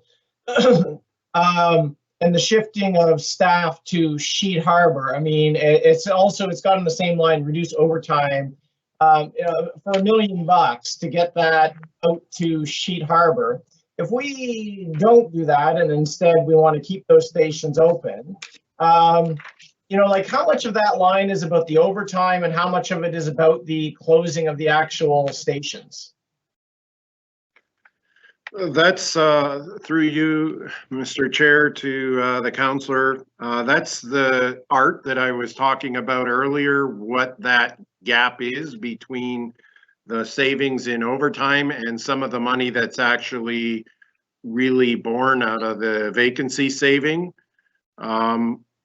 We believe, having done some math after the target was completed with our senior financial analysts, that the true cost to maintain all the stations that are currently open and Sheet Harbor would be closer to 1.4 million, not 1 million. It just so happens that it was $1 million cut out of our overtime budget. When we were first working, as you heard other directors talk about, our target was significantly more than this. It was almost double this, and our overtime line was zeroed out. There would have been no upstaffing of trucks when somebody was sick or on vacation, and our honorariums were even worse than they are now, and even layoffs for firefighters. So this is better than that, obviously, and that was as a result of the corporation looking together what savings we could consider out of capital and other operational savings. So where we ended up was putting $2 million back into our overtime budget, which means we cut it by $1 million. We believe there's a bit of a delta between $1 million and staffing the station, but that delta is actually in the vacancy savings for firefighters. I don't know if that answers your question. We believe it's somewhere between $1 million and $1.3 to $4 million to keep all those stations open and staff Sheet Harbor, but it depends on sick leave and vacation. Obviously, we're going to have less staff, so we'll have less vacation to fill, but we will not be staffing any extra positions ever based on that strategy. So does that answer your question? I think so. So 1.4 million approximately to keep everything open and add a crew in Sheet Harbor? Yes, but that does not include the volunteer honorarium issue that was brought up. So maybe just one more example to help you understand that. If you have an extra firefighter on shift to fill vacancies, like I talked to you about before, the ratio, you pay that position year round, 12 months of the year. If you rely on overtime to backfill the vacancy, you only have to do it when there actually is somebody on vacation. So we have months of the year where we actually don't have all of our vacation slots filled up. January, February, March. November, December. So there is a balance between, using overtime versus firefighters to backfill the vacancy. If you rely too much on overtime, you're paying a higher rate. It's straight time overtime, but it's not a new recruit rate. So there is a balance. We're zeroing in on that balance over the last couple of years with the way we've been managing our workforce, which is a lot different, and it's been very cost effective. We're just, it is very dependent year on year based on sick leave and vacation time off. This last year, we had a bit of an uptick in sick leave because of our people off after the Quartz fire and PTSD. But we're seeing a return to normal. We're one of the lowest sick leave use business units in the whole municipality. So it's a bit of an art as much as a science. Okay, let me try and come at it from this direction, because if we kept those two, if we keep the other stations open, and we hire more firefighters to put the staffing in Sheet Harbor that you need, that is going to be, that's reversing this 1 million and then adding 1.4, because I remember when we did similar in Fall River last year, what I'm driving at for colleagues is there is an ongoing operational cost of adding in additional firefighters. I've heard what you've said, Chief, about the Eastern Shore being high risk. We have to do something about that, supportive of it. But I don't think from a budgetary perspective that we can just pretend that we'll cut capital, because firefighters are an ongoing cost year after year after year after year. It's like deferring spending your electric bill out of savings. Maybe you do that temporarily in a crunch, but eventually there's only one source for this, and that is tax money. So, because this is an ongoing operational cost if we're increasing staffing in Sheet Harbor. So, am I wrong in my read of that? Like, if we opted as a council to keep these other stations open and put more firefighters in Fall River, I mean, that's an increase in the operating budget. Yes? Yeah. Through you, Mr. Chair, to the councillor, certainly the CFO would answer your question a lot more intelligently than I could, but, funding operations out of capital is not usually a common practice unless it's a one-time event and one-time cost. We did do that corporately. There might be other opportunities, but that's better answered by the CFO. Well, I guess the point of where I'll leave it is I'm supportive of looking at some options here. Goodness knows at budget time, I've not been one that's championed, well, we really have to keep that tax rate as low as we possibly can. I mean, there's always a balance to be had between the tax rate and services. And generally, I've been a little bit more comfortable with a moderate tax rate and better services. But I think as council, we have to be aware, if we are going to keep all the other two fire stations open and add a crew to Sheet Harbor, that is an ongoing operation in addition to the budget. It is not something that is just washed away through, well, we'll reduce our capital spending temporarily, because those firefighters year after year after year have to be paid. And there's probably good reason to do that. And we should just be aware of that, because that will come back eventually in some form on the tax rate. Thank you. Thank you. Councillor Outhitt, you're with us on the phone, I think. I am, and thank you, Mayor. I've had a computer crash, and Corey and I'll be working on that afterwards. Chief, thank you for the presentation. If I'm going to ask, I may ask a couple of questions that you've dealt with already, because I did miss probably about a third of this discussion, and I apologize. So first of all, thank you for the presentation, and I also plan to support Tony's amendment, or his motion, to see where we go with this. I want a little bit of a clarification on a couple of things. First of all, I heard a little bit about the vacancy management with the volunteers, or the number of vacancies there are, and the impact on the honorariums, because there are, several hundred volunteers short, for example, you mentioned down in the Eastern Shore. So my first question, Chief, and I'll get you to jot these down. My first question is going to be, just help me understand the impact on existing volunteers of the honorarium changes, though, be it Bedford, Sackville, Cole Harbour, downtown, whatever. What impact has this had on existing volunteers versus ones that would or would not have been recruited? The second thing is, and I know that this is tough and nasty for all of us, but we spoke this morning, and then afterwards, council met this morning, and I spoke with our CFO, and she indicated to me that so far, and we've only got about another, I don't know what it is, 10 days or so left in this billing period, but we're at about 61% of our tax revenue coming in here. So we, at the moment, and some will come in at the last minute for June 1st, but we are about 39% down in our tax revenue from what we would expect to be at this time of year. And if Jane wants to come on after and just confirm that I didn't misrepresent that, that'll be fine. But I just want for those listening and those participating to realize that we are dealing with some tough situations as far as our income. Chief, my big situation, I think I want to continue where Sam was to some extent, is I have always been a believer, and I've never been so hung up on the amount of stations and the closing of stations, and this is the third chief that I've had this discussion with, as I am with the people.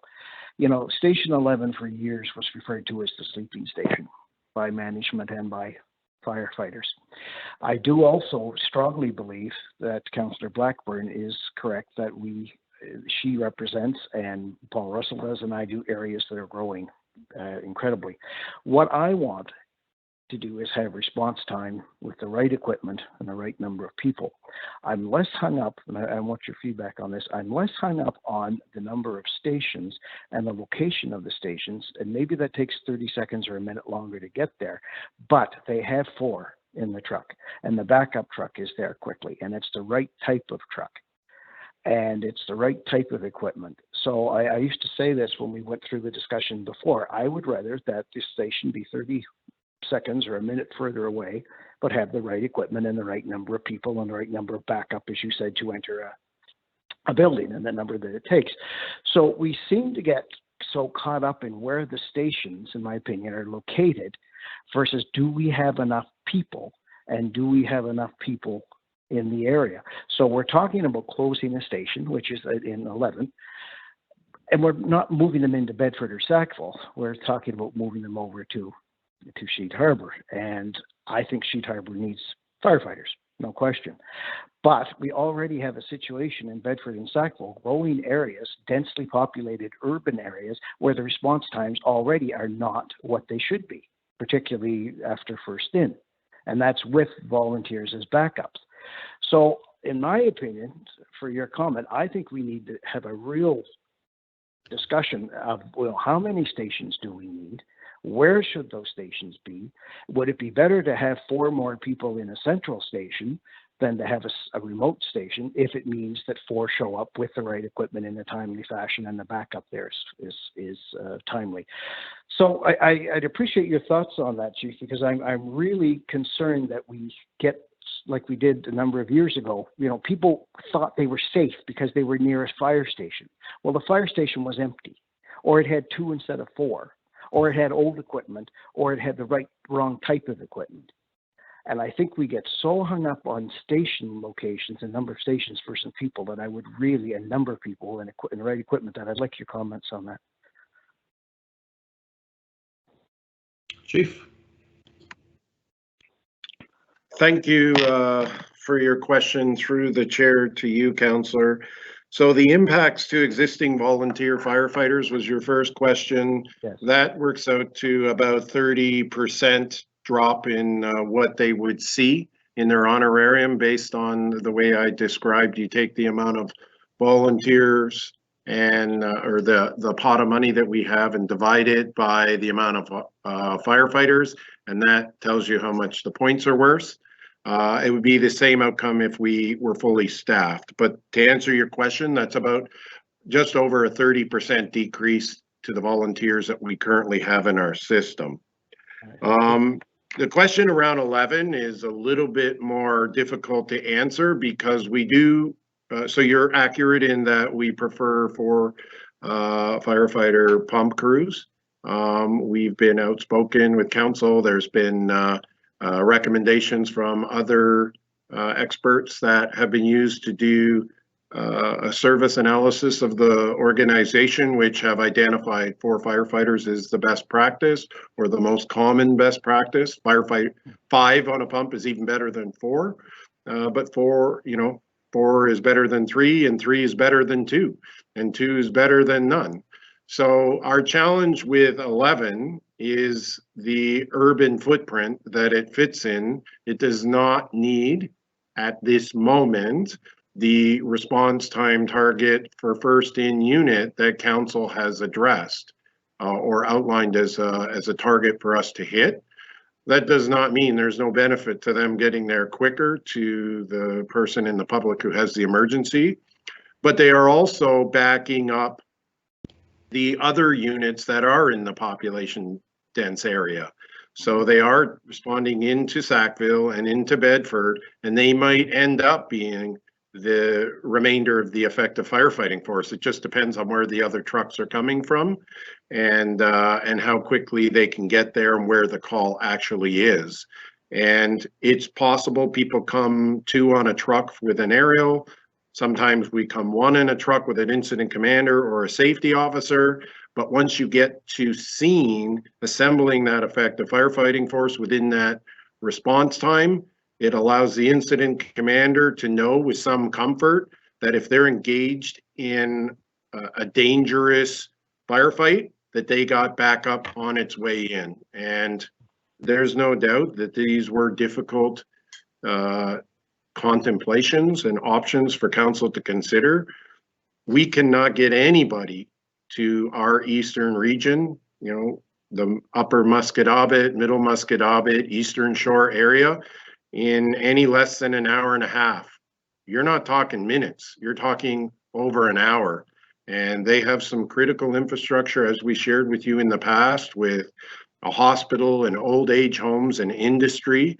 That is what keeps us up at night here, and try to make sure that if I live in that area, somebody is coming. At least I know they're on route, and we will need both career and volunteers to address that. Station 11 has 2 people 24 hours a day that could offset that challenge. Obviously, that leaves a hole in their area and the areas that they back up. Okay, and I appreciate that, but I don't quite answer my question. Well, first of all, for clarification, I thought council passed a motion that said we wanted 4 on at all times. So I don't know where that didn't trickle down, or if it has. So I need clarification on that, because it might have been before you came, Chief, or soon after you got here. I'm pretty sure we passed a motion and agreed to hire a number of people in order to have 4 on when required. I'm not talking about a station that's manned by 2, but when somebody responds on the truck, there's supposed to be 4. And I believe that was written into one of the agreements.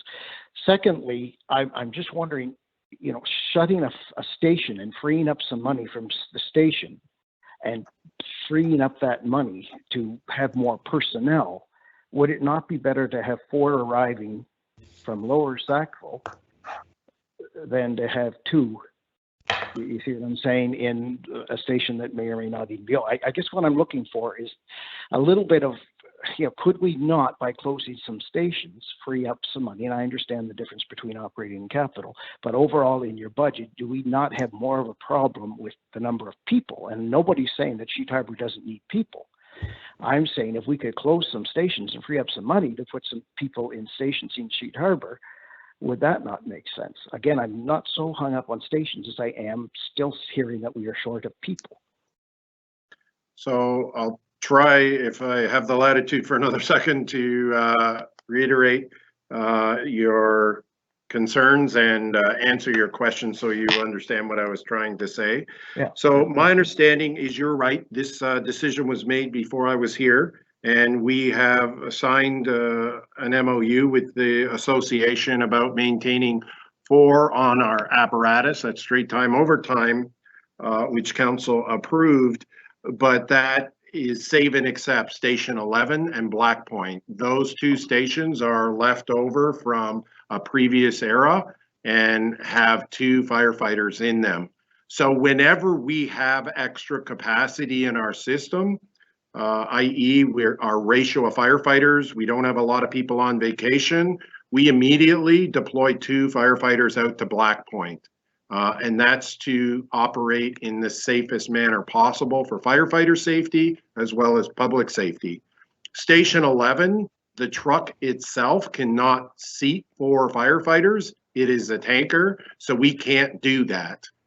So they stay at 24 hours a day, and then they would respond to another station and back them up as part of the effective firefighting force if it's not in their first in district. If it's in their first in response area, they would obviously only get there with 2.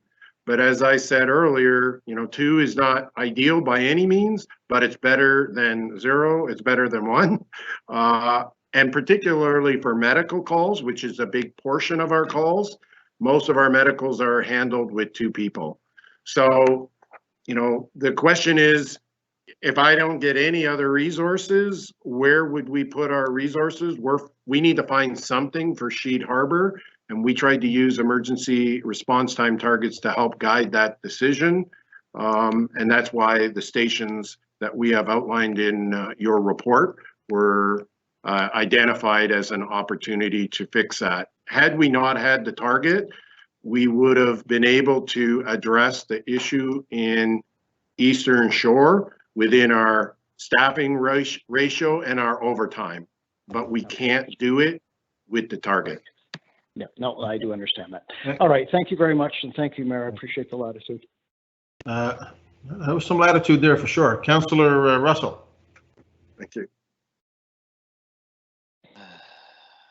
Thank you very much, and I believe I'm not muted now. I do plan on supporting Councillor Mancini's motion, reducing the amount of loss from fire and police goes against one of the priorities that I've identified, which is I'm looking at this through the lens of health and safety, food security, and shelter first, and then the economics afterwards. That being said, there are a number of areas where we would be able to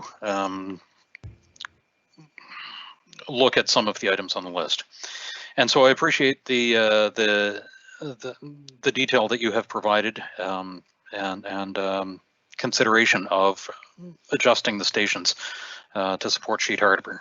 One of the items on the capital list caught my attention. If I can look at the capital list for a second, and at this point, I'm just asking a question. I'm not. I'm just wondering about background information on it. We have a fire rescue boat replacement that has not been identified for reduction or further estimated cash flow deferrals, and that is $1.3 million. And I'm wondering if you can explain to us why that is, why that has not been looked at this year, why we can't defer that replacement by 1 year.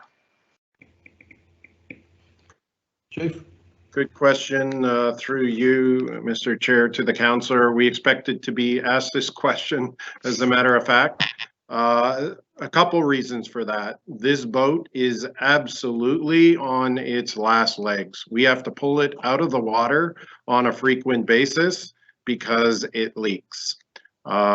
In order to meet our rescue response, i.e. get to somebody before they go underwater, the only way to do that is have the boat in the water, ready to respond. And what we found is, as we leave it in the water, it starts to take on water. We've put a second bilge pump in it to keep the water pumped out. We've got new tubes. It is a RIB, rigid hull inflatable boat, really not meant to be in the water, 12 months of the year nonstop. So our new boat will be a solid hull and be able to take our rescue mission and our firefighting mission.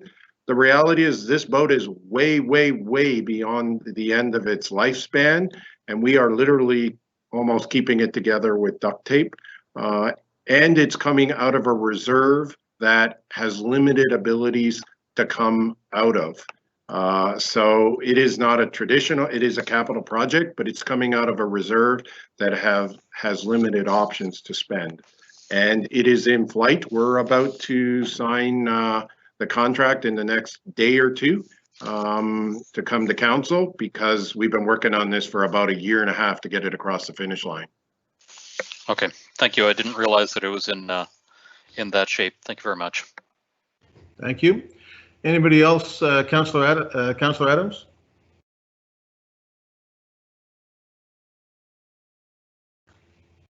Thank you, Your Worship. And Chief, where's the boat stored? What body of water that seems to be caustic? So the boat is run out of Station 13, which is downtown Dartmouth here, and we keep it at Alderney Landing slip. So it's in the harbor, is it?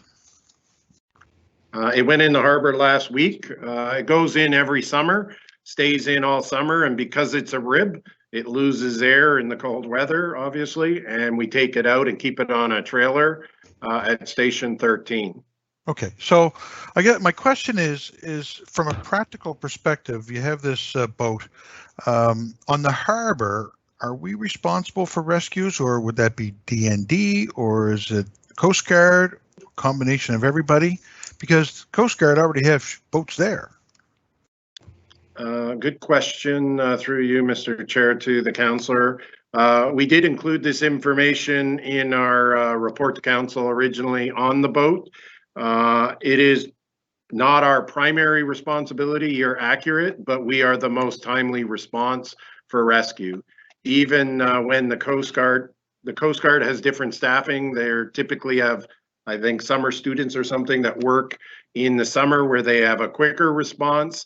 But even when the students are there, we typically are able to respond quicker.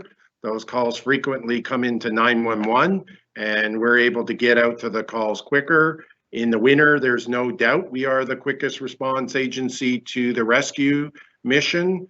When it comes to our firefighting mission, we are responsible for all infrastructure, save and except the port that exists on the waterfront. So all the buildings like King's Wharf and down in downtown Halifax in the peninsula, where you're starting to have buildings out on the waterfront, that is our firefighting responsibility to maintain, and a boat would allow us, this new boat will allow us to engage in a firefight from the water that we currently can't do, where buildings are surrounded by three sides on water.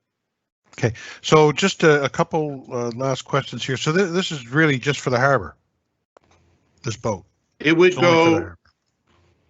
go out into the ocean, certainly down into the arm, and it would extend out into the ocean. So it's all salt water. It doesn't do any fresh water. Yes. Okay, good. And how many times has it been deployed and utilized, like when it's not, at its prime, when it was working very well, on an annual basis? Just how many times was it deployed and utilized, say, on an annual basis? If you give us a moment, we can move on to another question. If you have one, we're researching it right now. That can come back another time. They come back next week. That's fine. Thank you. It's more common than people think, Councillor. I can tell you that, but we can get it for you. Well, I don't know what they think, because I don't know. That's what I'm asking. But thank you. Thank you. Councillor Mancini. Thank you, Mr. Mayor. And again, Chief, thank you very much. I want to go back to some of your earlier comments. You clearly stated you can't have a divide between, I believe, rural and Corps volunteers, or a divide between career firefighters and volunteer firefighters. And I hear that quite clearly. And I don't think anyone suggested we create that divide intentionally, for sure. My concern is that we are in unusual times right now.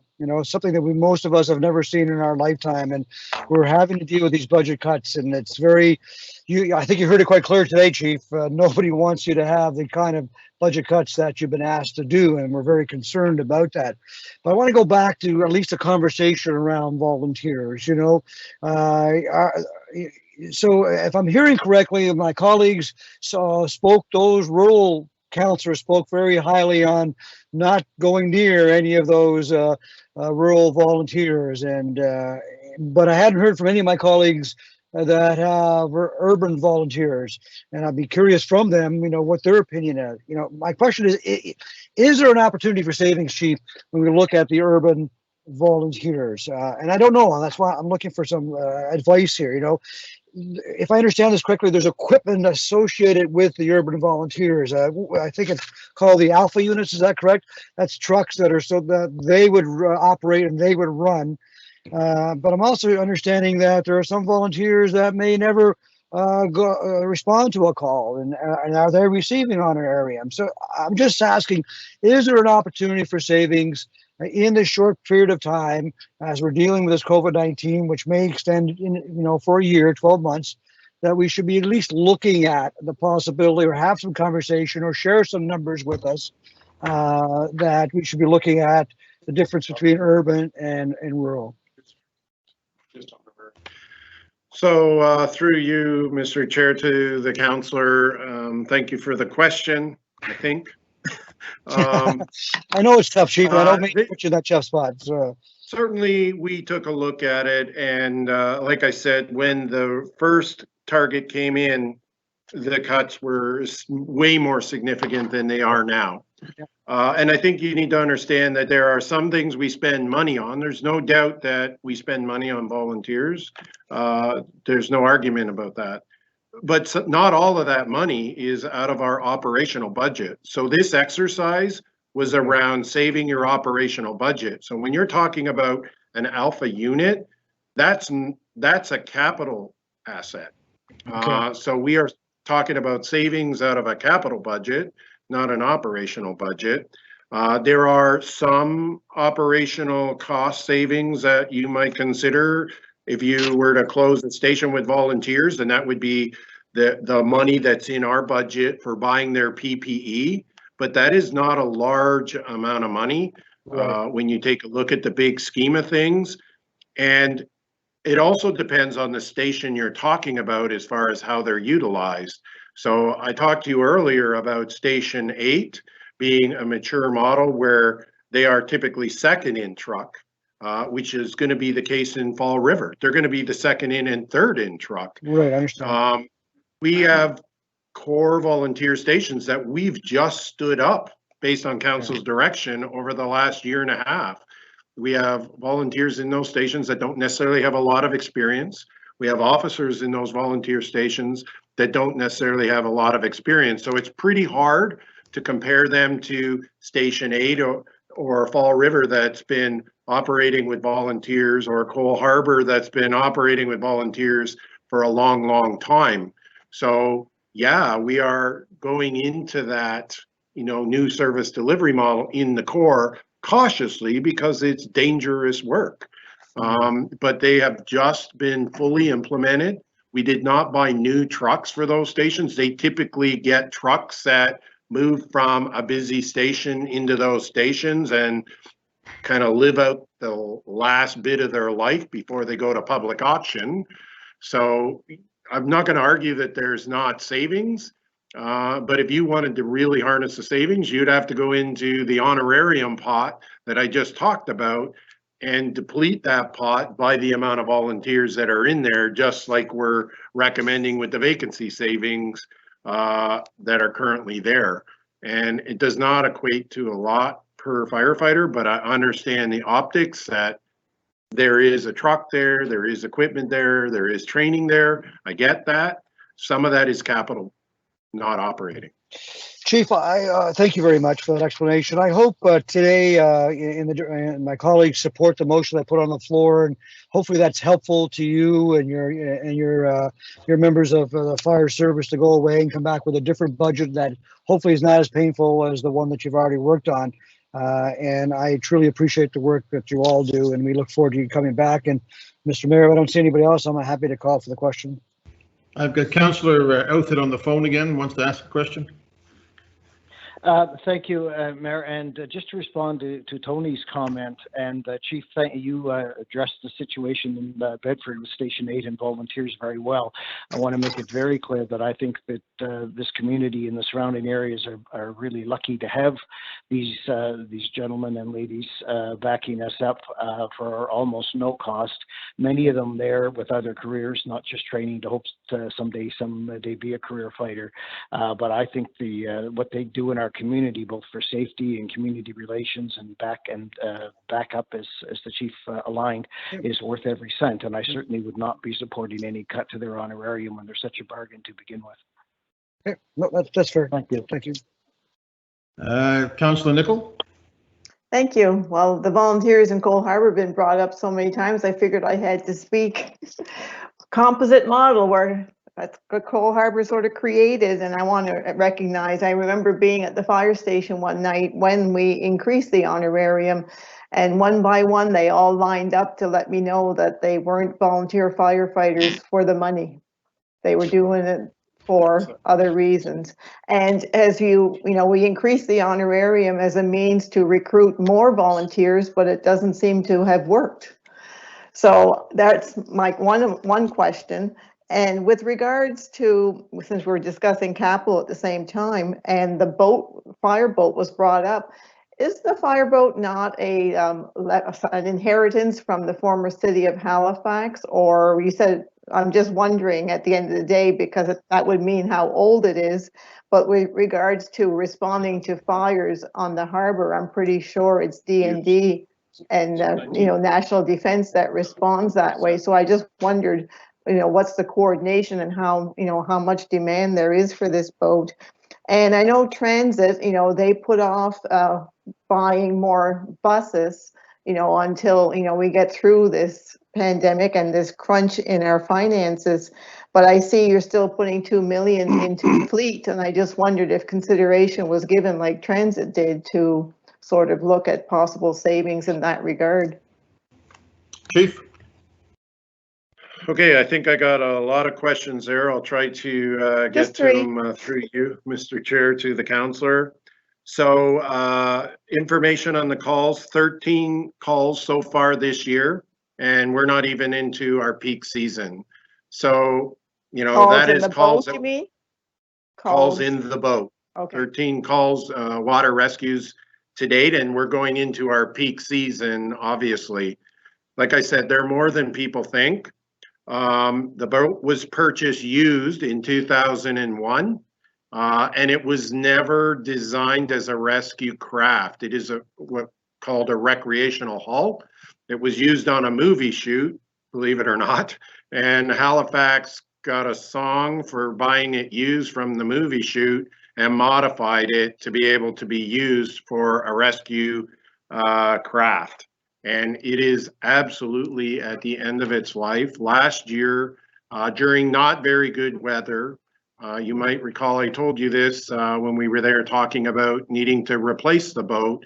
We had a call, went out for a rescue, and our crew went out way past the island, out into the ocean to effect the rescue, and the boat broke down and they were stranded out there.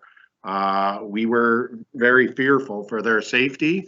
So it is absolutely needing to be replaced. We considered capital projects as part of the corporate initiative, which led to the items I shared with you earlier. There was a conversation with Fleet about whether or not Fleet should be considered.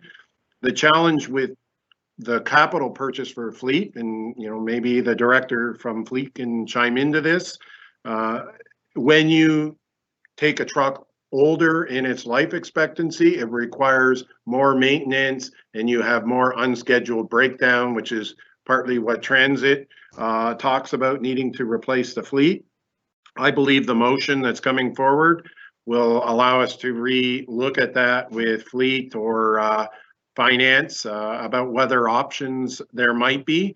Certainly, I've been an advocate wherever possible to minimize our operational challenges with other money to offset that, but certainly that's not my decision in isolation. And that's why I asked, because I support the supplemental report, and I wondered if consideration for those capital projects would come back in that report. So I'm glad to hear that you said you will look at it all. Thank you. Okay, all right, let's go to the councillors from the Eastern Shore area. Councillor Stretch first. Well, I'm close to the Eastern Shore, but remember what I said, I'm inland, used to represent the shore. Thank you, Your Worship, and thanks again, Chief. Yeah, challenging discussion. You made me smile a moment ago when you brought up and I do agree, you need a new fireboat, and it takes me back many years to another debate we had on the fireboat. And if Roy Hallett is listening, he'll remember some of those days we had a lot of conversation. So it's definitely timely. And I hope that's not the same boat that we put under the water and you had to pull it back out and get it back floating. It may be a different one. Russell says it's not. Either way, I say that all in good cheer. And I'm not going to touch the fireboat with a 10-foot pole. Thank you. Thank you, Councillor Hensby. Thank you much, Mr. Mayor. My question about fleet, I just want a clarification on our fleet management of all municipal vehicles. Is police and fire and our corporate services and transit, are they all managed under one fleet division or department, or do we have separated fleet services? Just to clarify that. Jane or Jacques? Mr. Mayor, through you to the councillor, they are all managed through corporate fleet, which resides under corporate and customer services, and Jerry Blackwood's the director. So we have abilities to streamline and have one procurement, one purchases, one tendering process for all that kind of stuff. So we don't have different maintenance departments fighting over parts and service priorities. So I just want to make sure we have that all coordinated as much as possible. Correct, we do, councillor. Thank you very much. Thank you. Okay, seeing no other questions, Cheryl, do you want to call the roll on Councillor Mancini's motion? Councillor Stretch. For the motion. Councillor Hensby. Affirmative. Councillor Kirsten. Councillor Nichol. Yes. Councillor Austin. In favor. Councillor Mancini. In favor of the motion. Councillor Mason.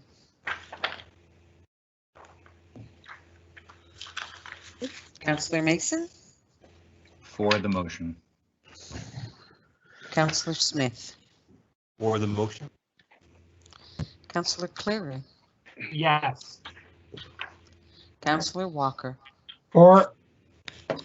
Councillor Adams. For. Councillor Zarowski. For the motion. Councillor Whitman. In favor. Councillor Blackburn. Voting yes on the motion. Councillor Russell. For the motion. Councillor Oathead. For the motion. And Mayor Savage. For the motion. So the motion carries. Thank you, colleagues. Seeing no other questions for the chief, I will thank you, Chief Stubing, and please pass on to your entire team how much we appreciate the work they're doing. I know from the calls that I've been on that folks are doing important work and are really proving themselves more than ever as an essential service. Thank you very much for your work. I think you may be muted.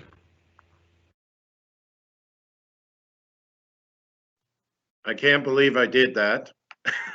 I just wanted to say thank you for the opportunity, Mr. Mayor and Council, to speak to you, and the team was here to hear that message themselves. Thank you. Thank you. So colleagues, it's, oh yeah. Okay, so that's our work for today. We got through a number of things today, and thank you all for your cooperation on that. So Jacques, we will adjourn today. We will be picking up tomorrow morning at 10 o'clock with our discussion on capital. Correct? Correct, Mr. Mayor. We'll be good to go on capital tomorrow morning at 10 o'clock. I I think it's still Takeout Wednesday, by the way, folks. Our local restaurants need our support. And so I encourage everybody to get out to a restaurant that's doing takeout on Quinpool or Argyle or Portland or in Bedford or Main Street, Sackville or anywhere else, and support your local restaurants who I know are very anxious to open up in some form or format very soon. I thank you all. Unless there's anything pressing, we'll call it a day and we'll pick Councillor Walker. Thank you, Mr. Mayor. And are we scheduled to end at noon tomorrow? Yes. We're reconvening on Friday, it's likely. So I can keep my meeting in the afternoon. Pardon me? I have a meeting in the afternoon. I just want to know if I had to move it. Yeah, well, there's a bunch of meetings that different people have in the afternoon. So we finish at noon tomorrow. We pick it up at 1 o'clock on Friday. And we'll go from 1 o'clock on Friday until noon on Sunday if necessary. Thank you. But we will next week, of course. A lot of the reports will be coming back that have been asked for. And so these discussions that we've been having with the department heads, I think, have been very useful and productive, and will form the basis of our discussion as we go forward. So unless somebody else has anything they need to... Motion to adjourn. Was that from the Eastern Shore? You bet. No, it was District 4. See you tomorrow, folks. Enjoy the night.